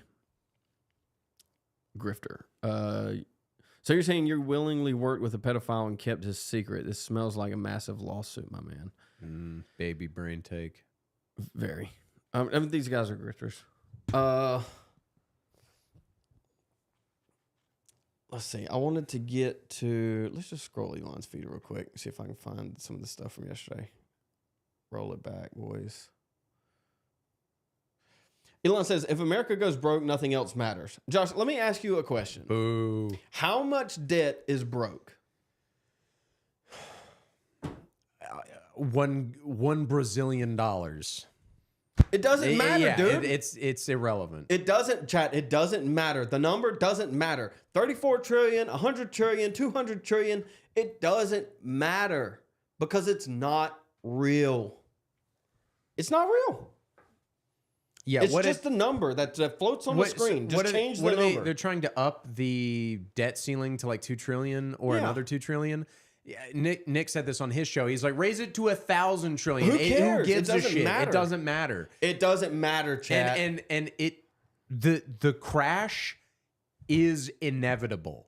You're never going to rescind what has happened unless you slash healthcare, slash Social Security, and slash the military, which, because we live in a democracy, is never, ever, ever, ever going to happen.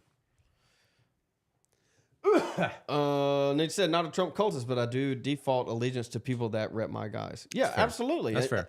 And this is the dividing line. I trust Trump way more than Elon. Sure. Sparky said Elon fanboys versus Trump fanboys earlier. I think the dividing line isn't necessarily Trump versus Elon. Again, it goes back to Americans or nationalistic ideals. I know Trump isn't that, but in this instance he is, versus an Elon GDP increase the production at whatever cost, even if that's importing 1 billion H-1Bs, right? This is Elon's position, and this is what has been probably the argument behind closed doors with people like Stephen Miller.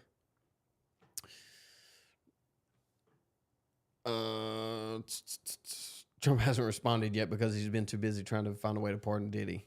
If he pardons Diddy, we're in big boy trouble. We're cooked. And here's the thing. I mean, Diddy. Does anyone give a shit? I mean, it matters. Yeah, it matters. but no. Yeah, it matters, but like, do I want the pedophiles at the bottom of the ocean? Sure. Yeah.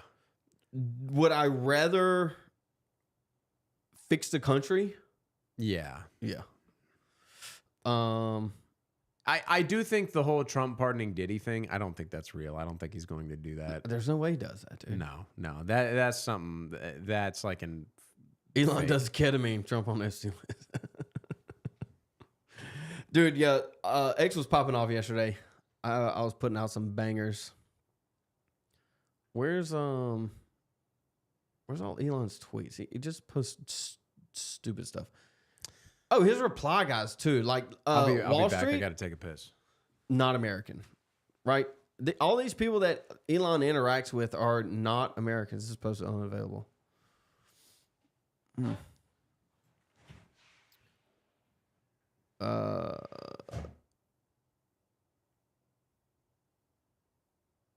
Sorry, chat. I'm kind of stuck. Why?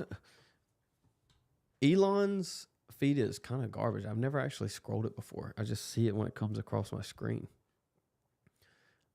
I'm going bold here, and I'm gonna scroll my home feed for stuff. Yeah, let's not do this. I think this is a bad idea. That's a bad idea, chat. Maybe anyone says this all feels like a WWE show. Is it fake? Maybe. Is it gay? Definitely. Definitely gay. I don't know, man. I mean, quite possibly. I mean, Trump is an actor. That's what he does. That's where he comes from. Is it a show? I don't know. I mean, it doesn't seem like a show. I mean, accusing someone of being a pedophile and then planning a coup against them is not very WWE material. Let me see if I can find that tweet real quick. Hopefully, Elon. Hopefully, this situation will show your like average conservative rube that JD Vance is not our guy. He's waiting to see. How would that happen? Because he's being silent. Because he's playing the field. He's come out in support of Trump. He has? Yeah. Pretty staunchly. I'll pull it up here in a second. This is Elon Musk quote tweeting Ian Miles Chong. Two non-Americans. We need to nuke Malaysia.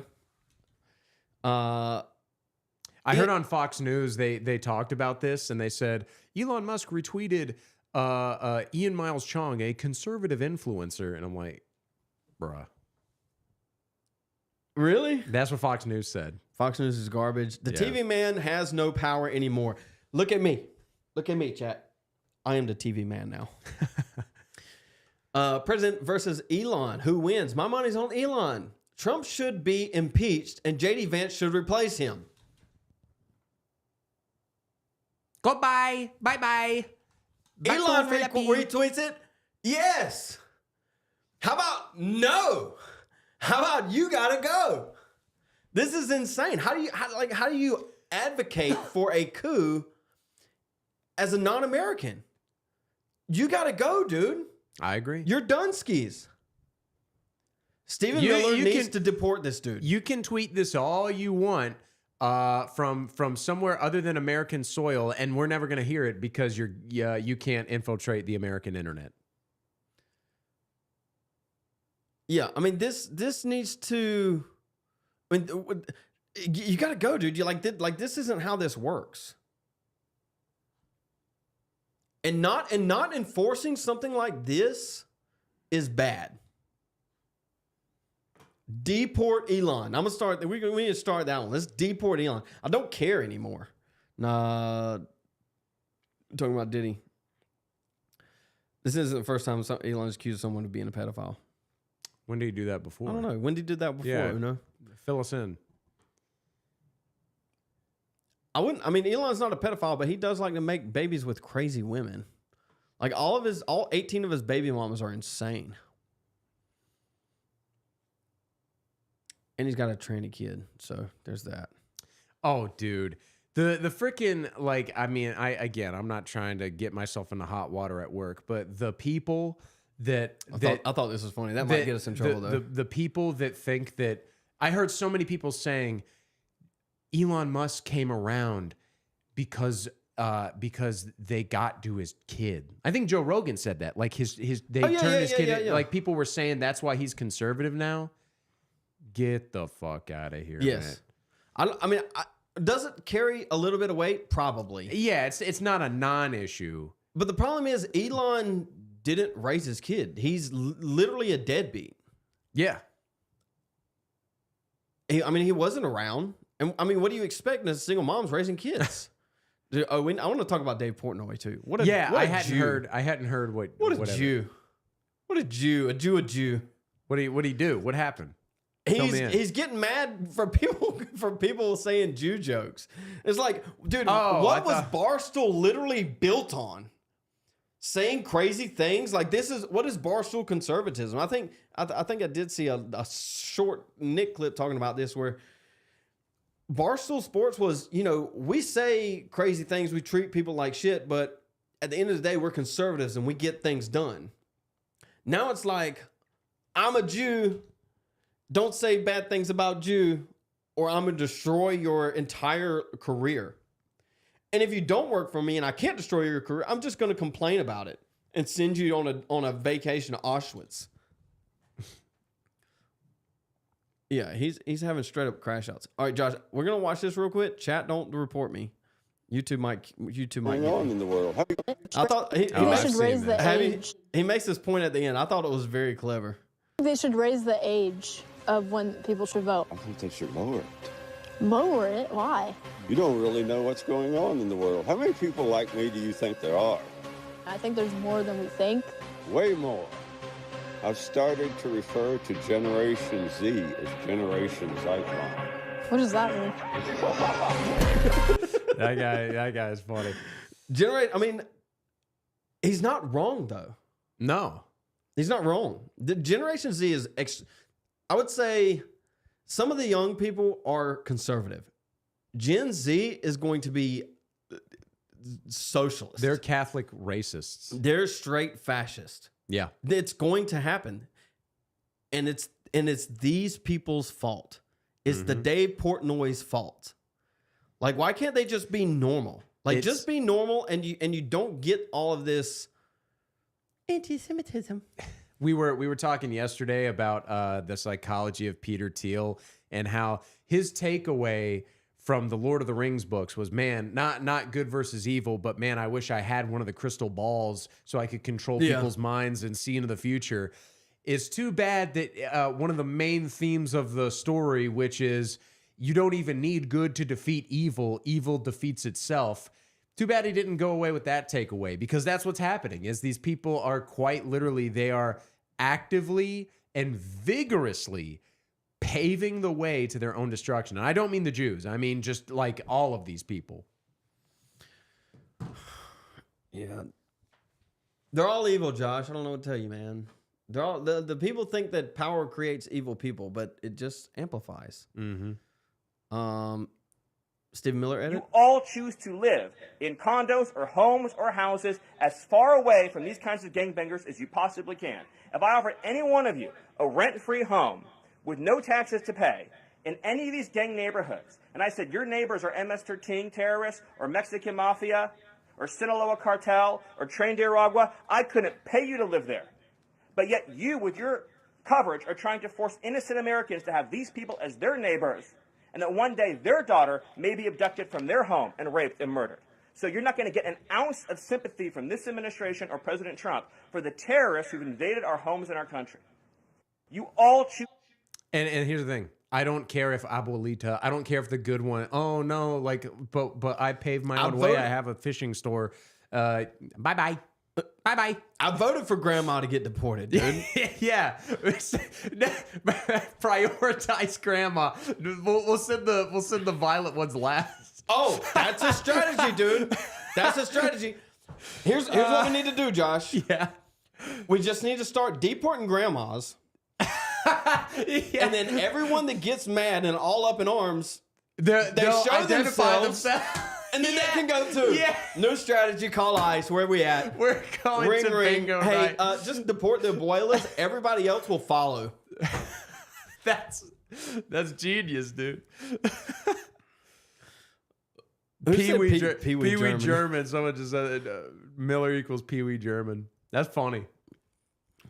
That is funny. I want to get to some other ones. That was a good quote. Yeah, so the John Birch Society is basically making the argument that I was making earlier is the Constitution didn't do this. Civil Rights Act did. A secondary Constitution imposed upon the original. The Civil Rights is standalone legislation. This is why it wasn't an amendment into the Constitution. This is why it didn't correct the Constitution, because it can't. It cannot be. It's mutually exclusive.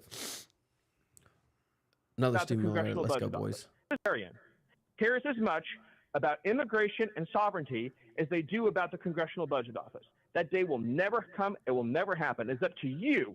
It is up to you, listening to my voice today, to vindicate President Trump's 10 years of effort and sacrifice to save the sovereignty of this country. You will never live a day in your life. He's talking about libertarians. I think specifically Massey. But Massey's been on this ride lately, dude. I like Massey. I think he wants the best for the American people. He's obviously not bought. But the problem is he's a libertarian. And libertarians are retarded. When it comes to ideas like this on immigration and the debt ceiling, they just don't understand. And I think Massey is very intelligent.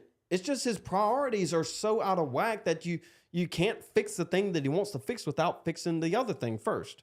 And this applies to a wide swath of things, not just the debt and immigration. Take it for a second. Okay, yeah. Like, I agree. I think like Thomas Massey's great. It's one of these things where the people that are in there now versus the people that will be in there in 10 years, we just gotta get through it, man. Because like Thomas Massey's great for now. He's a shining light in a lot of ways for now, but you got to go. Yeah, I'm gonna make something. I'm gonna note something real quick, and I want you to react to this. You want people like Thomas Massey in Congress. You want these libertarians in Congress that don't want to pass bills. The problem is we need to pass bills right now because we're in such a place that everybody else has already passed the bill. So we have to kind of push this legislation. Yeah. If we were at the founding, we would want perpetual libertarians in Congress to not pass things. Yeah, I could get Does that why, make sense? Yeah. Basically, I could get why conservatives and you want me to react to this, by the way? Yeah, Is that what you said? Okay. Like, wait till you get back, or okay. Sure. But basically, like, the problem is this idea that like the conservatives, especially the boomers, they can't get over, and libertarians especially, this like, we need to get back to the Constitution. You could argue that in maybe the 80s or 90s, but the Democrats have, and like just the retards have gained so much ground. It's not about to get back to the Constitution. We basically need to ignore it. And I don't even think getting back to the Constitution is going to solve anything. But anyway, that's another point for another day. Let's see what Zeb has in store for us. Given the hostility and the anti-Semitism that has been shown in New York, I would go to Israel. Mr. Tilson, where would you go? Yeah, I'd make my 4th trip to Israel, followed by my 5th trip to Ukraine, 2 of our greatest allies fighting on the front lines of the global war on terror. Mr. Mamdani. I would stay in New York City. My plans are to address New Yorkers across the 5 boroughs and focus on that. Mr. Mamdani, can I just jump in? Would you visit Israel as mayor? I will be doing, as the mayor, I'll be standing up for Jewish New Yorkers, and I'll be meeting them wherever they are across the 5 boroughs, whether that's in their synagogues and temples or at their homes or at the subway platform, because ultimately we need to focus on delivering on their concerns. And just yes or no, do you believe in a Jewish state of Israel? I believe Israel has the right to exist. Not as a Jewish state? Notice. As a state with equal rights.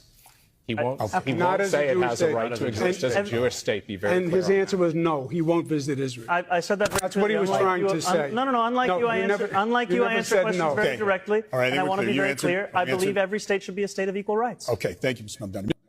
Mr. Cuomo?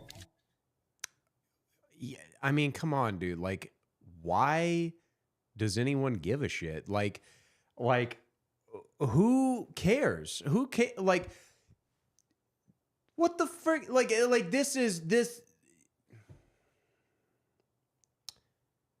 Why do they care if they go to Israel? Like, this should tell you everything you need to know. And I know you got, like, the people watching this, unless it's my grandparents, probably. Sorry, guys. They don't get it. But, like, this is like the most fifth column bullshit I've ever seen. OMG, he won't visit our greatest ally. Yeah, like, why would anyone want to go to Israel? I could get, like, Christians wanting to go to Israel. Like, I'm a Christian, and it would be kind of interesting to see the land where Jesus walked, like the land where all these biblical events took place. But the thing is it's like there's a slight problem going on now where Israel is occupied by the synagogue of Satan and those who are called Jews, or those who call themselves Jews but are not. Yeah, man, I just watched the clip you sent. Bananas. When was this? When, like, this Like recently. Yeah, this is a mayoral debate. A mayoral debate. Yeah, like, it kind of cut out the question. I assume it's like, would you, like, with anti-Semitism on the rise, would you visit Israel? Yeah. And of course, like, they're like, I'd go a fourth time after my fifth time going to Ukraine. And this guy's like, I'm going to stay here and address the problems here and do mayoral things of New York City. Yeah. Yeah. What the mayor of New York has to. Well, I think this New York mayor thing kind of came from, I guess, just over time, New York City being, I mean, nearly like 2 million people, but it came from like Giuliani, where when he was the mayor of New York, he had this national platform to basically come and go and say whatever he wanted. And so it passed itself down to the chair, to the office, and not to the person. And so this is what you're seeing. This is the fallout of someone like Giuliani restoring New York. Mm. This is what you get, boys. Ninja of Spades says it'd be cool if the money from Israel tourism didn't go to finding the Antichrist. That's pretty good. Let's see. I'd be okay with going to Israel as long as I had an army and crusaders with me. I think this is an insane comment. I didn't even read all of it. I don't need to. Trump said, Andrew Cuomo. I didn't see that it was from Trump whoppers. I thought whoever typed it was being sarcastic. Satire. Yeah. That's funny. I still think he is actually being sarcastic here. There's no way he actually believes this. Andrew Cuomo would have made the best president in 2021. Trump's dirty tricksters took him out with the workplace sexual harassment. Yeah, but Balderdash, he's being funny. Clearly, we don't care about serial rapists being president. I think Trump whoppers is just. I think he's trolling us. I think he's pro Trump. I think he's just having fun with us. Sexual. I think he's not just a sexual harasser, serial rapist, if you will, but he's also a serial murderer. That is true. Do you remember him shoving old people? Dude, he was rushing old people into nursing homes during the COVID spike, the flu spike, or whatever you will. It's like, dude, he was sending them to their death. It's like sending cows to the slaughterhouse. Yeah. That's exactly what it was. Andrew Cuomo is a real alpha man. He is a male. I don't know about alpha. Let's see. I love how he said, like, being kind of rapey. I'm Italian. It's in my blood. Bro, Nancy Mace. Let's go. Oh my God. Nancy Mace needs What a to go. boob. She needs to put her face on the waffle iron. Oh, this too. It's like these people think we're retarded or something. Zucker Doctor says smartest Republican in the U.S. with a picture of Vivek. You click on his profile. Where's he from, Josh? India. It's like these gatekeep the internet. I don't want these non-Americans on my screen. And we'll start with India because they are the worst.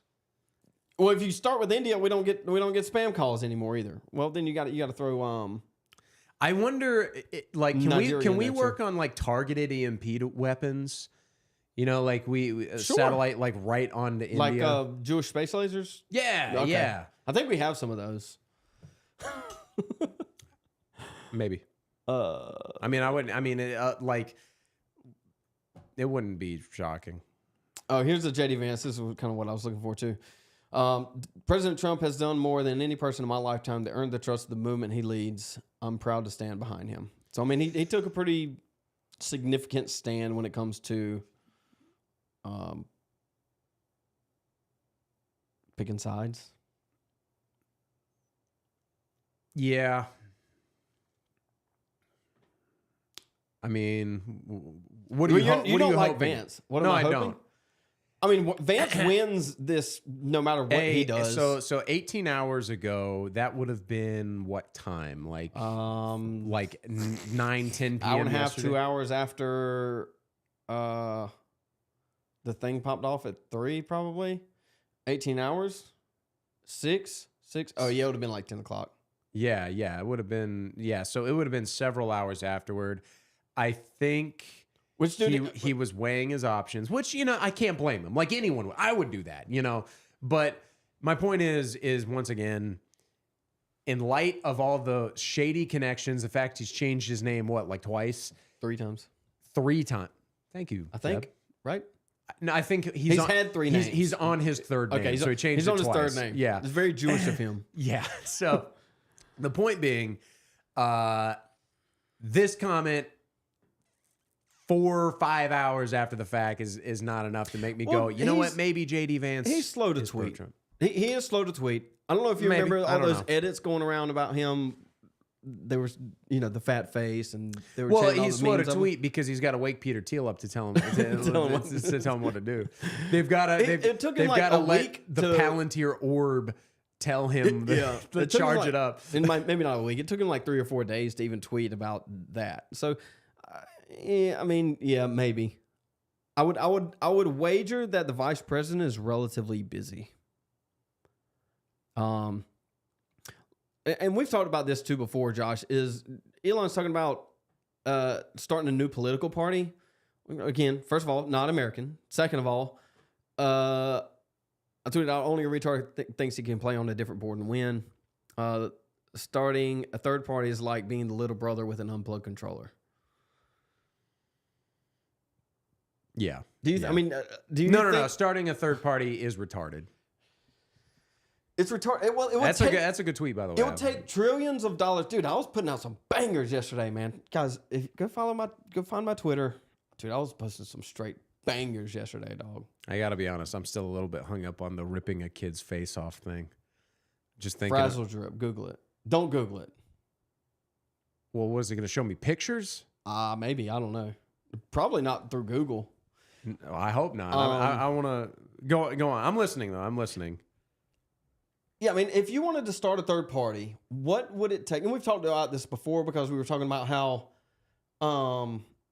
the right is going to have to do something to the effect of this split that we were saying is going to happen, this GDP nationalism split.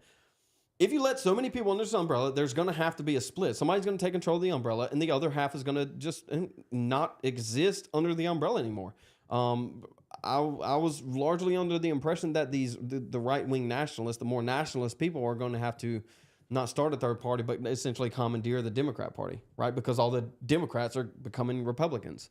And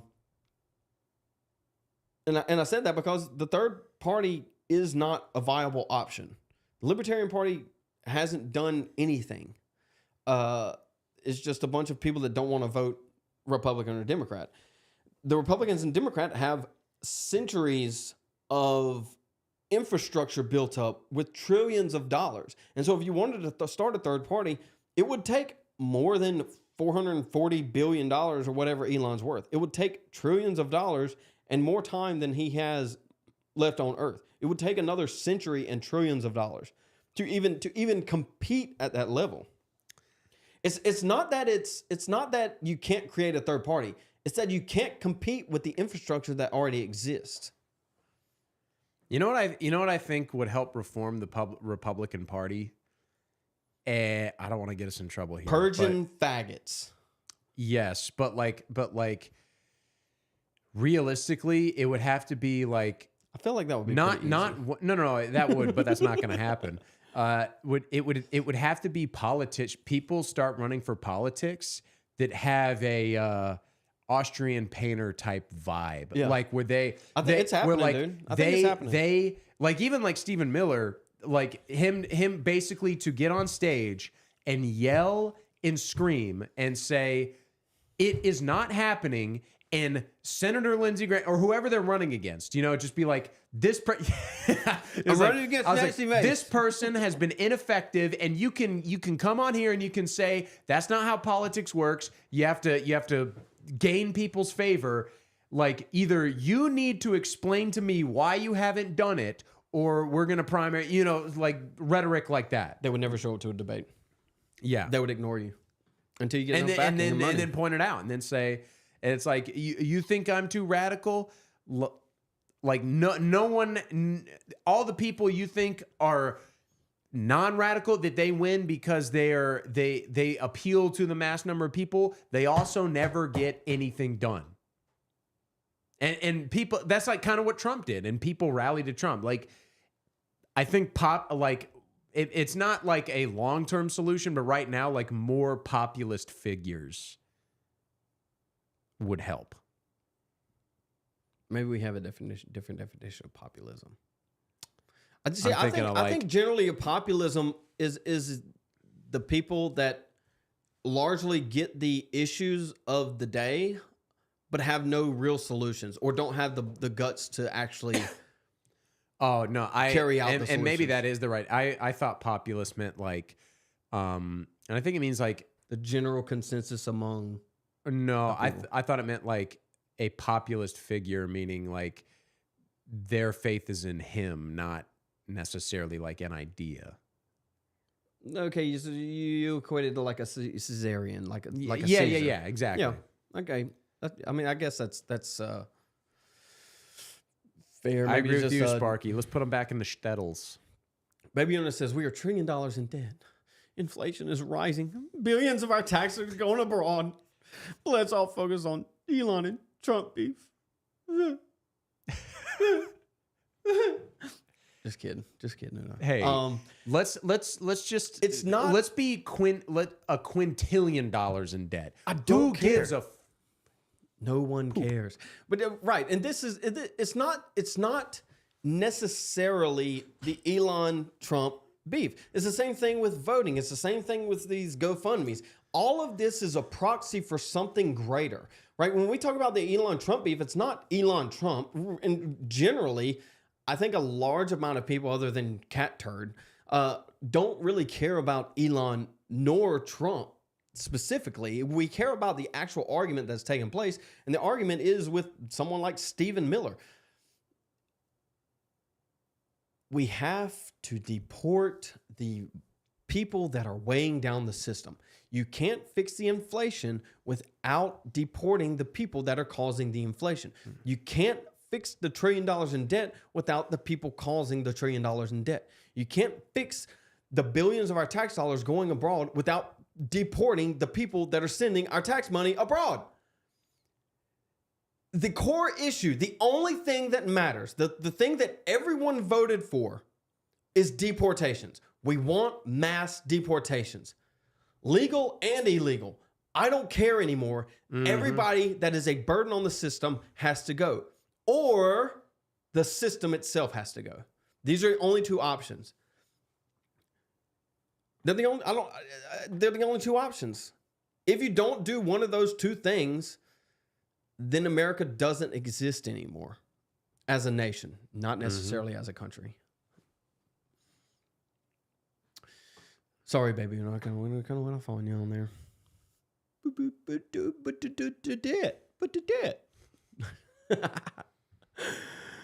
My favorite part about this, Josh, is I can make fun of people and they can't really do anything. This is worse than a keyboard warrior. I was gonna recommend earlier if we could get the Zoom call in, we should have Trump whoppers on, or whoever wants to. I mean, chat. If anybody is in chat and wants to zoom in, we can do Zoom real quick. I got let us know. I got like 15, 20 minutes.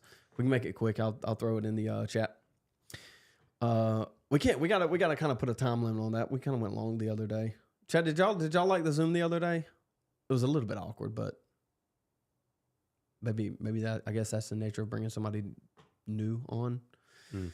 Elon's black eye was a ritual initiation into the big league. Trump also has a black eye on the same side before.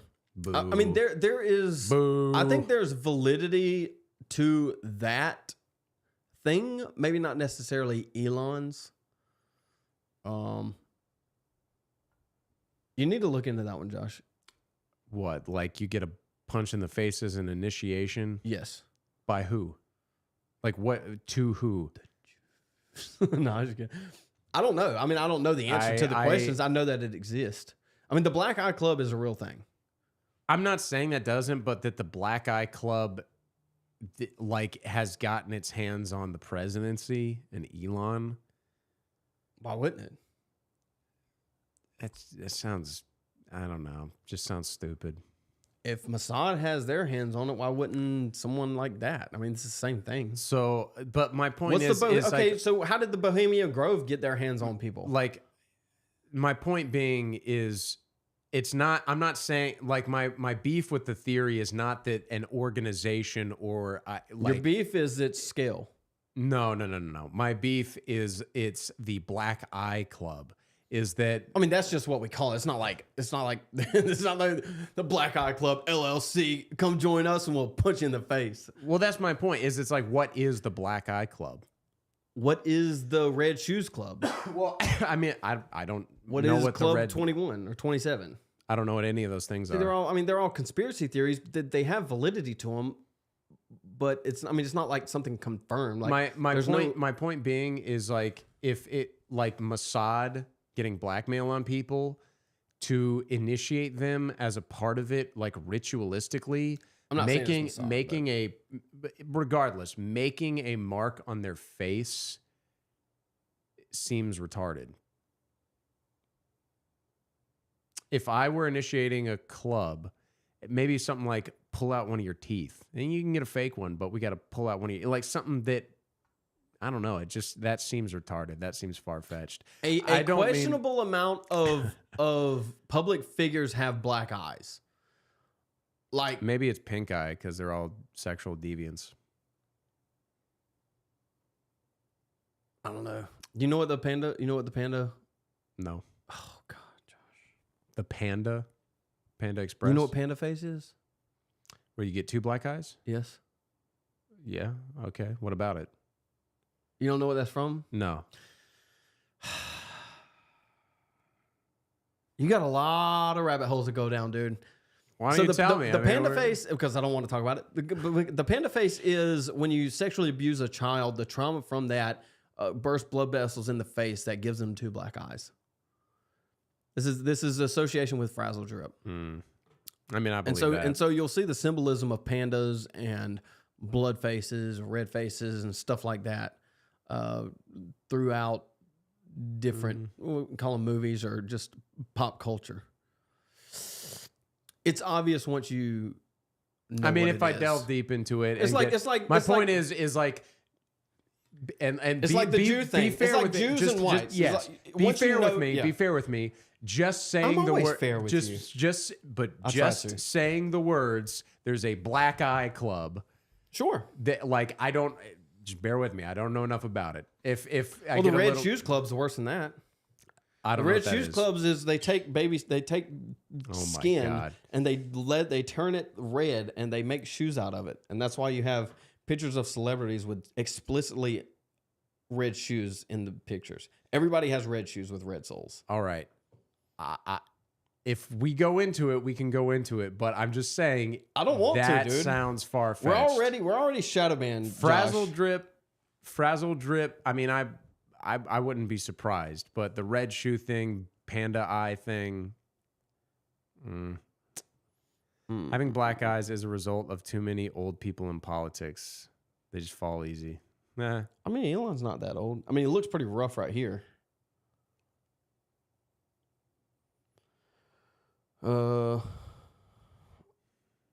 He got gonorrhea from what's her name? Cassie Dillon. Oh, apparently the term is the new right. The denigration of decorum is one of the reasons I knew the new right would last about as long as one of Donald Trump's friendships. Decorum does matter. This is a neocon, and so Yeah. Stephen Wolf reposted, or he posted, yeah, let's return to decorum, where we just bomb in the Middle East for decades. For what? For what, Josh? What do we go to Iraq for? Oil. What about the Diddy Club? Well, they can't really get black eyes. How many babies would it take to make a pair of shoes? I don't know. You'd have to ask them. Find somebody wearing red shoes with red soles.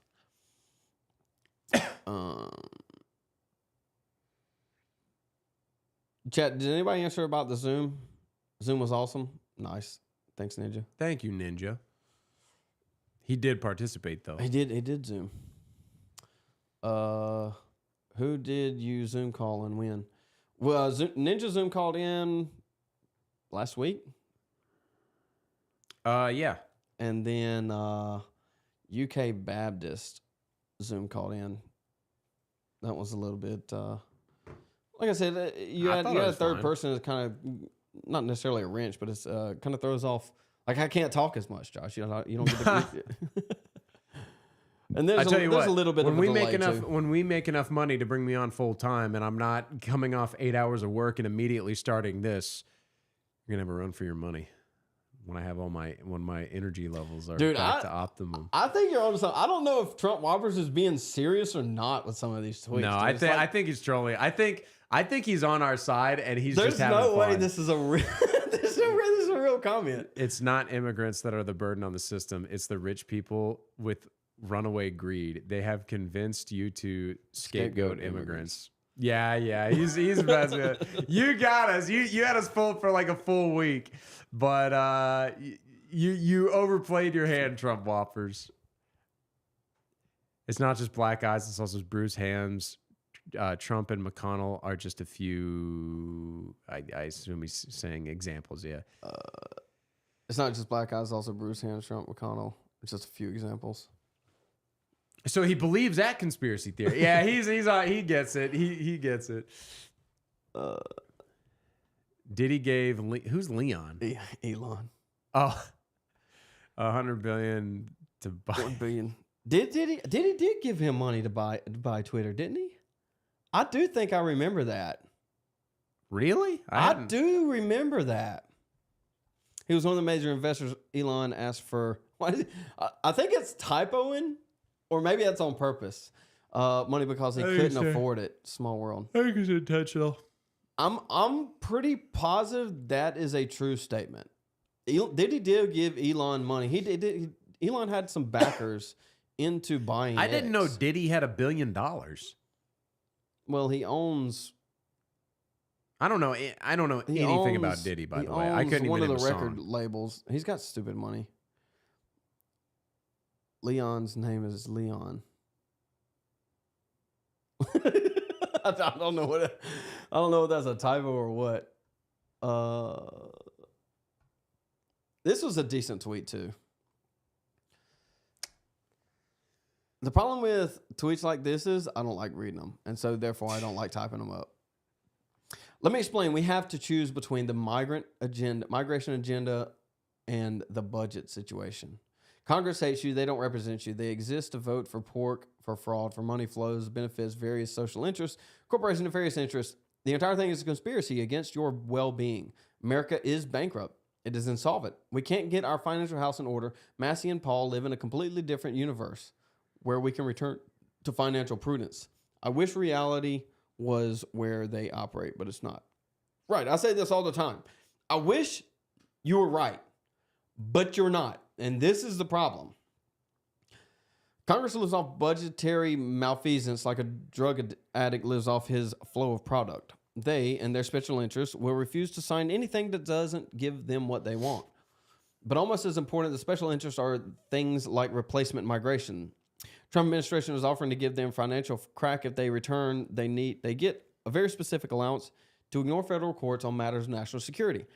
Basically, this one-liner allows Trump administration to say that courts have no jurisdiction on deportation, H-1Bs, visas, reform, and so on. I butchered that sentence, sorry. Anything related to immigration is under the purview of Article 2 and national security. He's making this argument that the big, beautiful bill allows Trump full authority over immigration from the executive position, where he hasn't had it previously. If the bill goes through, Trump has a blank check on immigration powers with congressional signature. Yeah, basically. Congress is fighting because people like Mike Johnson want the crack to keep flowing. Others are almost willing to sacrifice the crack in order to keep the Trump administration from having this new charity on their power. Trump is dangling a massive carrot in order to get what he wants. He's gambling the financial stability of America on immigration and American identity. Getting the singular green light. I think he's overplaying this hand on Trump's nationalistic tendencies, but he's largely correct on this. Balance of power in D.C. and sets up Vance or whoever will carry out the Trump movement after Trump to have massive control over national security going forward from now on. The American politics. Immigration is a matter of national security, and national security is extremely broad and can be used retroactively.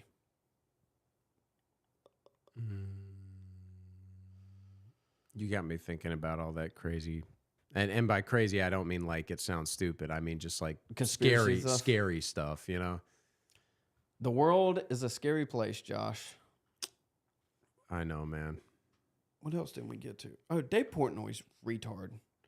Where's Dave Portnoy? Dave. Old Davey.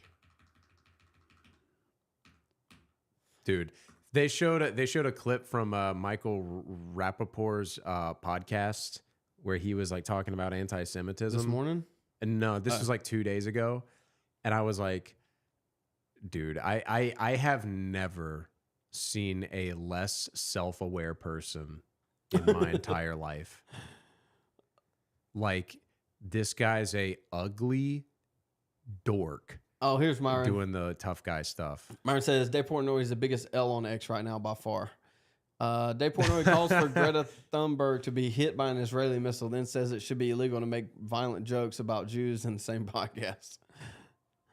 Gaza, we can do unnamed. You can be live in Gaza. I'll jump on Greta Van Thorsten or whatever that girl. She's sailing there, like whoever that fucking. I hope they hit a fucking like a missile on her boat. Well, I hope they hit a missile.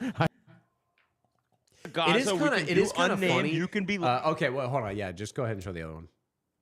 The Jew cries out in pain as he strikes. If you just want me to ignore it, don't tell me to shut up. Don't tell me. Shut the fuck up, you bald fuck. Okay, go ahead. How's that? Oh, it's kill. I'll never recover from that, Dave. Go ahead, continue. I'll never recover. Well, you're the one who like, oh, big boss man, don't tell. I'll tell you, you work for me. Okay, go ahead, continue. You little bitch, you work for me. Sure, you bet. For now, oh, you continue. don't? For now, quit. I don't care. Is this show or not a show? Like, is this a show or not a show? Like, we can't have a conversation? You're an idiot. Okay, continue. You're literally saying people should be allowed to make Jew jokes, say whatever they want right fucking now. That's yes, I think people should be allowed to make jokes. So how many motherfucking Jews have to be killed before you stop? There it is. If you just want me to ignore there it is, don't tell me to shut up. Don't. 13. Jew jokes murder Jews when you say them out loud. How many need to die? How many jokes? How many Jews? Okay. I did not. So when you saw this, like he calls for people to be hit or Greta Thunberg to be hit with a missile, and then says Jew jokes aren't allowed. That written on paper, I did not expect to crash out, dude. That was crazy. And it is kind of, because what I was gonna say before, I was like, well, hold on, I'll save it for later. Is it's like, this is clear. Like I could see. It's funny to me to see how like you can tell what he thinks he's being perceived as, like because he is playing a character. He is trying. Yeah, his character's Rabbi Shmuley. That's what it is. No. He's trying to play this tough guy act, and look at him, dude. Like he's not a tough guy by any stretch of the imagination, but he wants to be that so bad, and clearly, like he's spurging out or whatever. Malarkey just sent me that exact tweet. Nice. Came across it. While we're at it, we'll go ahead and chat. Don't look at my messages, chat. Don't look at my messages, chat. There we go. Why do black kids hate white kids so much? Democrats have taught them that all white people are evil and meant to curse harm. Yeah, I mean, I don't know if I've seen this exact one, but I've seen they're all the same. Oh my gosh. Yeah, I mean, this is rage-inducing. I mean, I scrolled past. Hold on. What was the tweet? Why do black kids hate white kids so much? Democrats have taught them all that white people are evil and mean to cause them harm. Also impulse thing. Yeah, I mean that stuff's like rage-inducing, dude. But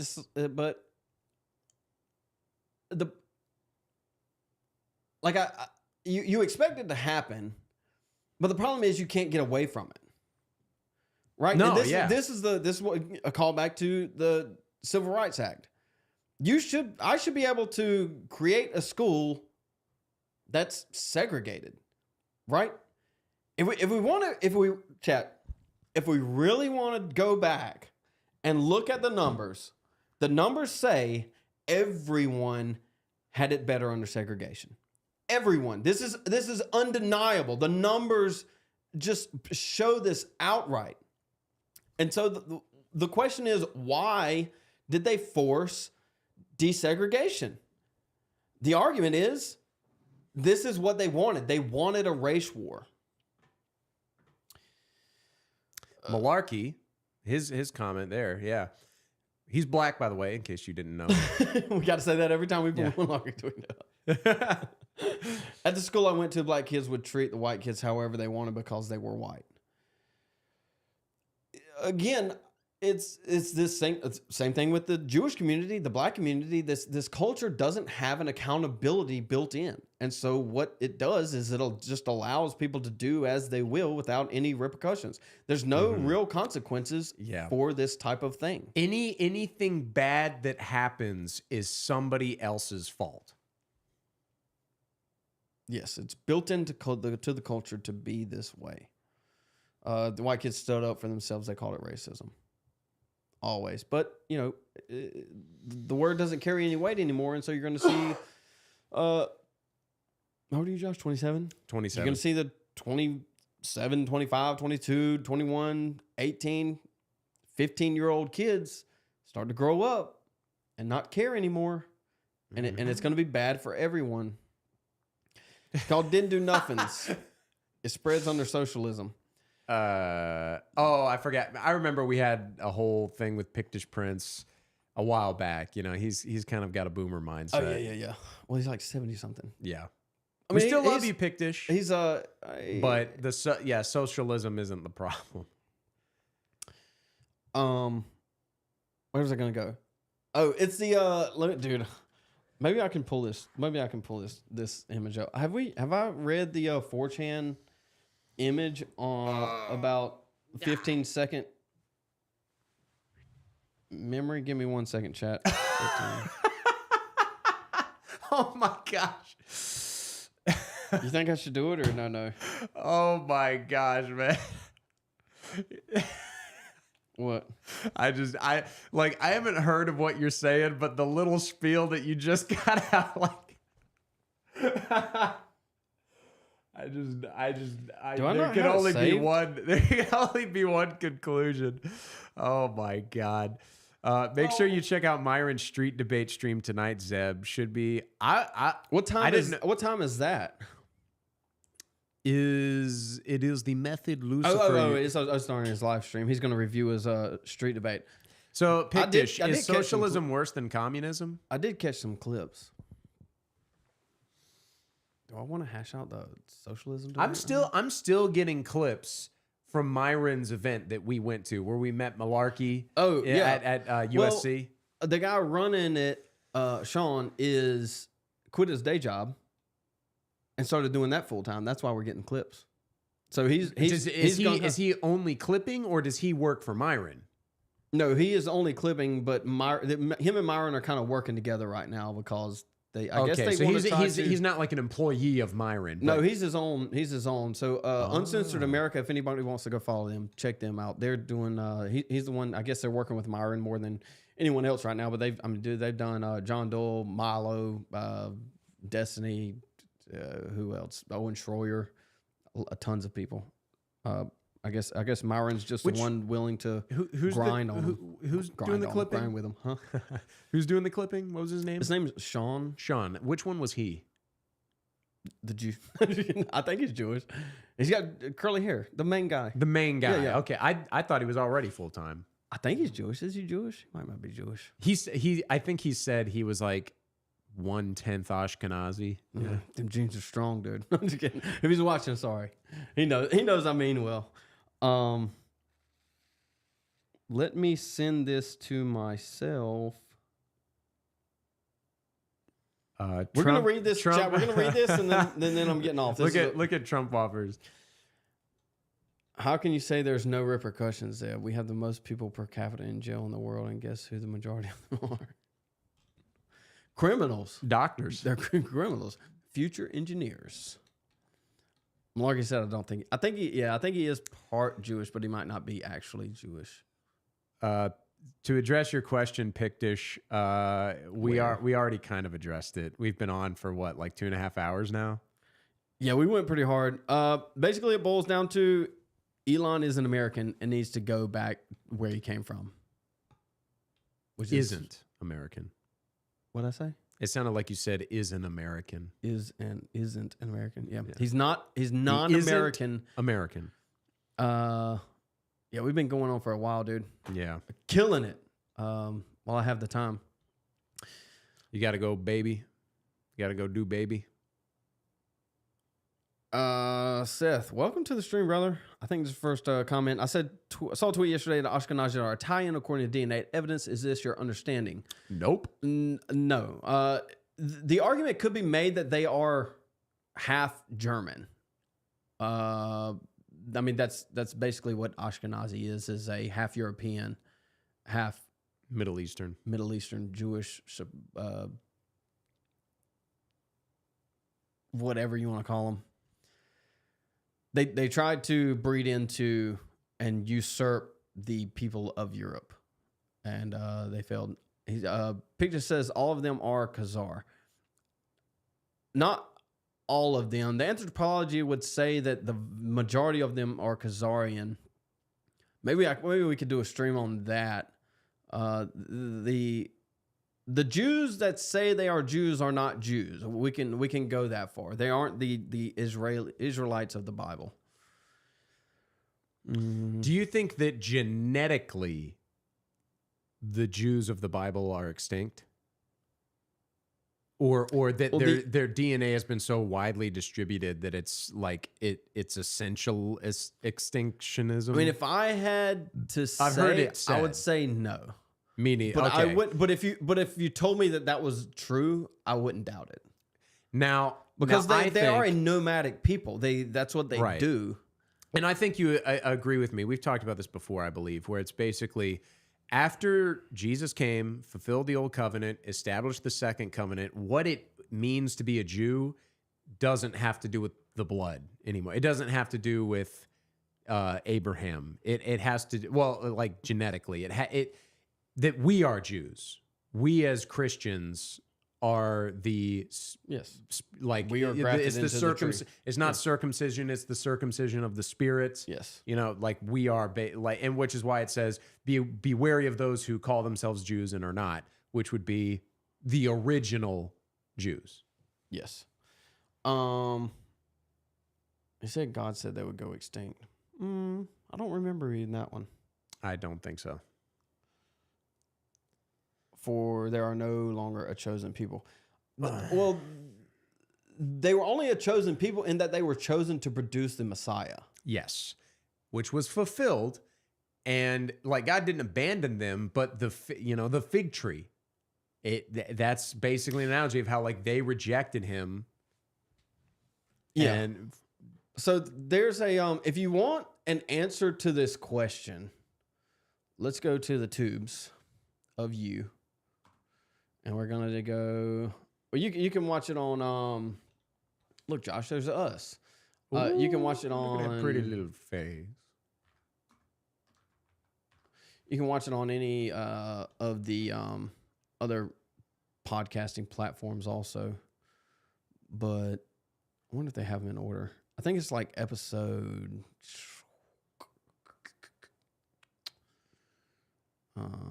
These are good. On Human Race, these 5 right here, go check them out. This is a Stone Choir podcast. And then that was like episodes 7, 8, 9, 10, something like that. And then there is I think it's this one's, no, that's Young Earth. Hold on. Chat, bear with me, chat. They did a series on, here it goes. Hebrews, Israelites, and the Jews. And you can go find them on any other podcast platform too. This is Stone Choir. They basically lay out everything that we're kind of talking about here. Pictures, if you get a chance, check them out too. But this episode specifically, but it comes with a series of other episodes too that are solid. I think the really good episode called The Big Lie is actually not on YouTube. I think YouTube banned it. Seth Topper. Yeah, go check this out. Yeah, go check out Stone Choir.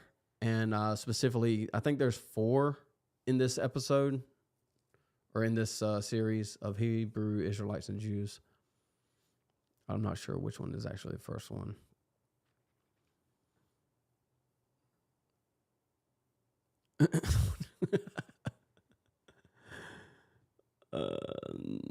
Nah, they were chosen to spread the word and failed. That's why the kingdom got taken away from them and given to the Gentiles. If you want my take on this, they were chosen. They were specifically chosen to produce the Messiah, and that became fulfilled. And so you are saying that that's why the kingdom got taken away from them because they failed to spread the word. I don't agree with that. I think, and I'm probably going to get backlash on this, but the white race, if you will, is what has kept Christianity afloat.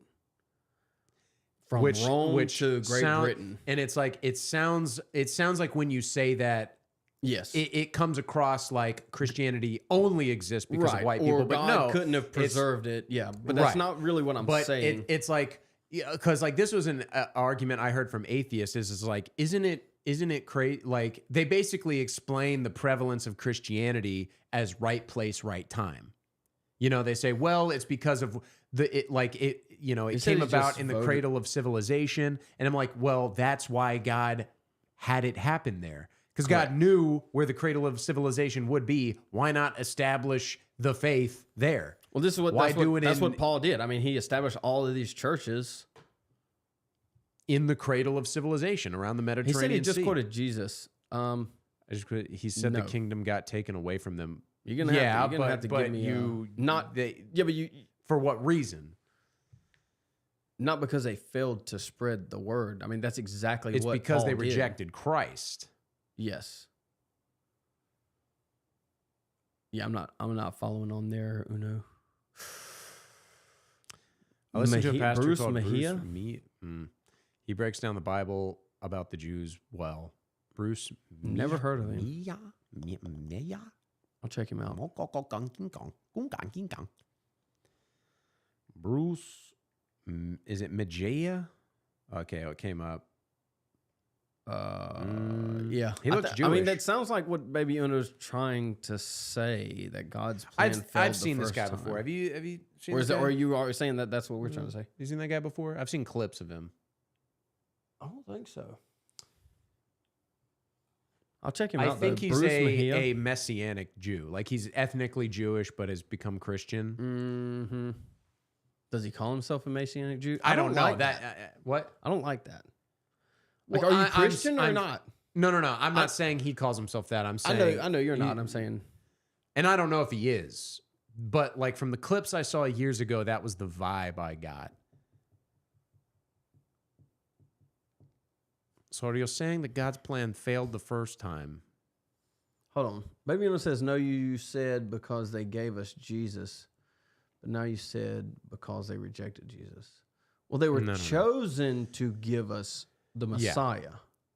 And but like the mantle, it like God never rejected the Jews. Like if we ever said that, I don't think either of us mean that. It's that they produced Jesus, and they're like it's not that they can't be saved. It's not that they can't be Christianed. It's that the analogy, the parable of the fig tree.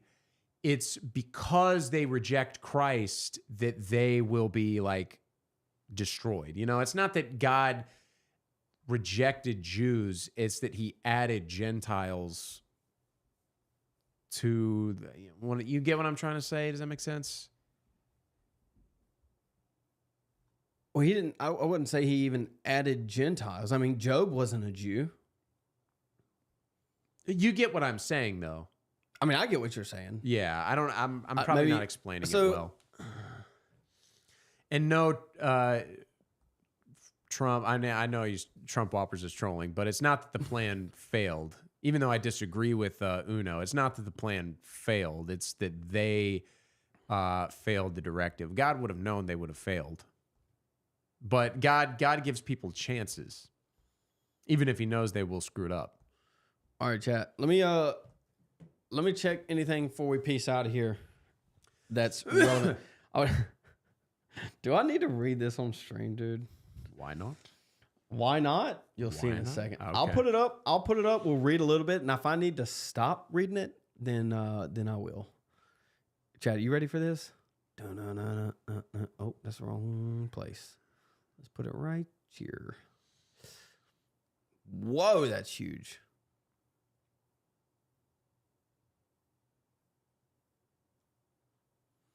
Okay, here we go. We ready for this?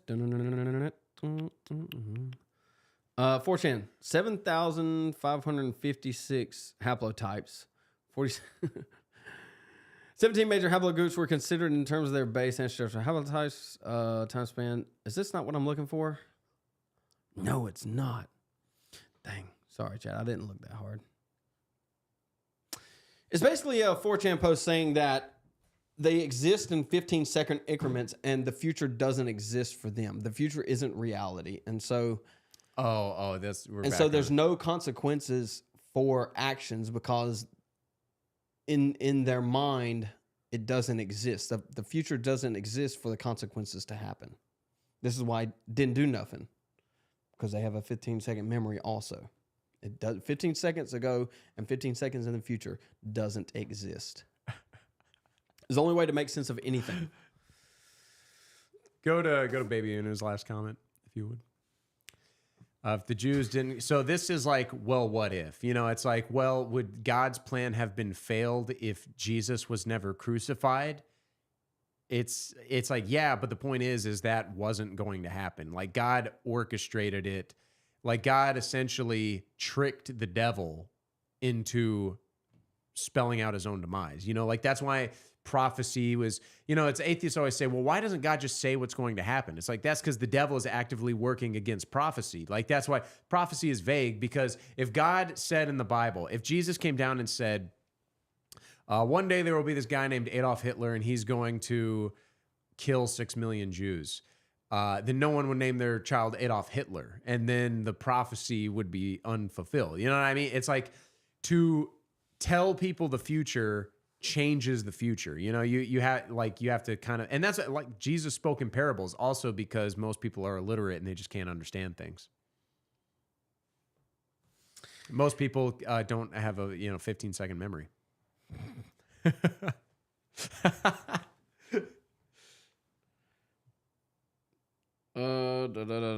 Chat. What do you want to talk about tomorrow? That's the question. Let's see what happens. Maybe Elon goes on another crash out. I guess, I mean, to close this up, man. Agree. God knew what would happen. Right. And use it for Jesus to die for us. Right. He played us all. He played them all like a fiddle. God said he was going to be crucified, and they didn't understand. Chat. We're going to close this out. Elon Musk needs to be deported. Donald Trump is more of a nationalist than most people think he is, which is good. National debt doesn't matter. We need mass deportations now. Get them out. Starting with Abuelita.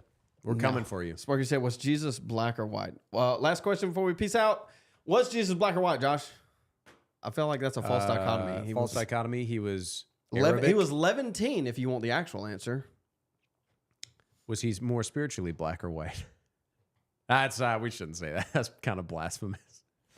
I have data to show you that he would be more spiritually white. I guess the question is, let's put it this way: who, on average, is more Christ-like, blacks or whites? That's a good question. We'll leave it on that, boys. Thank you for joining us today. I will see you tomorrow. Maybe a Saturday stream. What you doing tomorrow, Josh? I was going to go to the beach, but if we're doing a Saturday stream, we can do that. For what? I just wanted to go. I can go Sunday, though. Chat. Tell Josh he doesn't need to go to the beach. That's a waste of time. I don't... Is our intro not playing? Did you play our intro? No, I played it. Yeah. Oh, I don't know. For some reason, it was saying it wasn't registering the other day, or or earlier today. Go to the beach. Nancy Mace might be. What? Go to the beach. You guys are. Well, we are ahead, and we are going to end this show. I will catch you, if not on a late night stream. I don't know. Got a baby. Oh, if it's late night, I can definitely do it. We'll figure something out, boys. We might go live with some rando. We need to start doing real videos too, but maybe one day. One day, get some. Go to the beach, get some big booty Latinas. No, man. They're getting deported too. No, send them all back. Deport all of them. It's not exactly a hot take, but once Hispanic women hit like what is it 25, they turn into abuelitas. Yeah. They hit the wall harder than anybody else. White man, don't fall for the Latino trap. It's fake. All right, boys. It's not worth it. Pieces.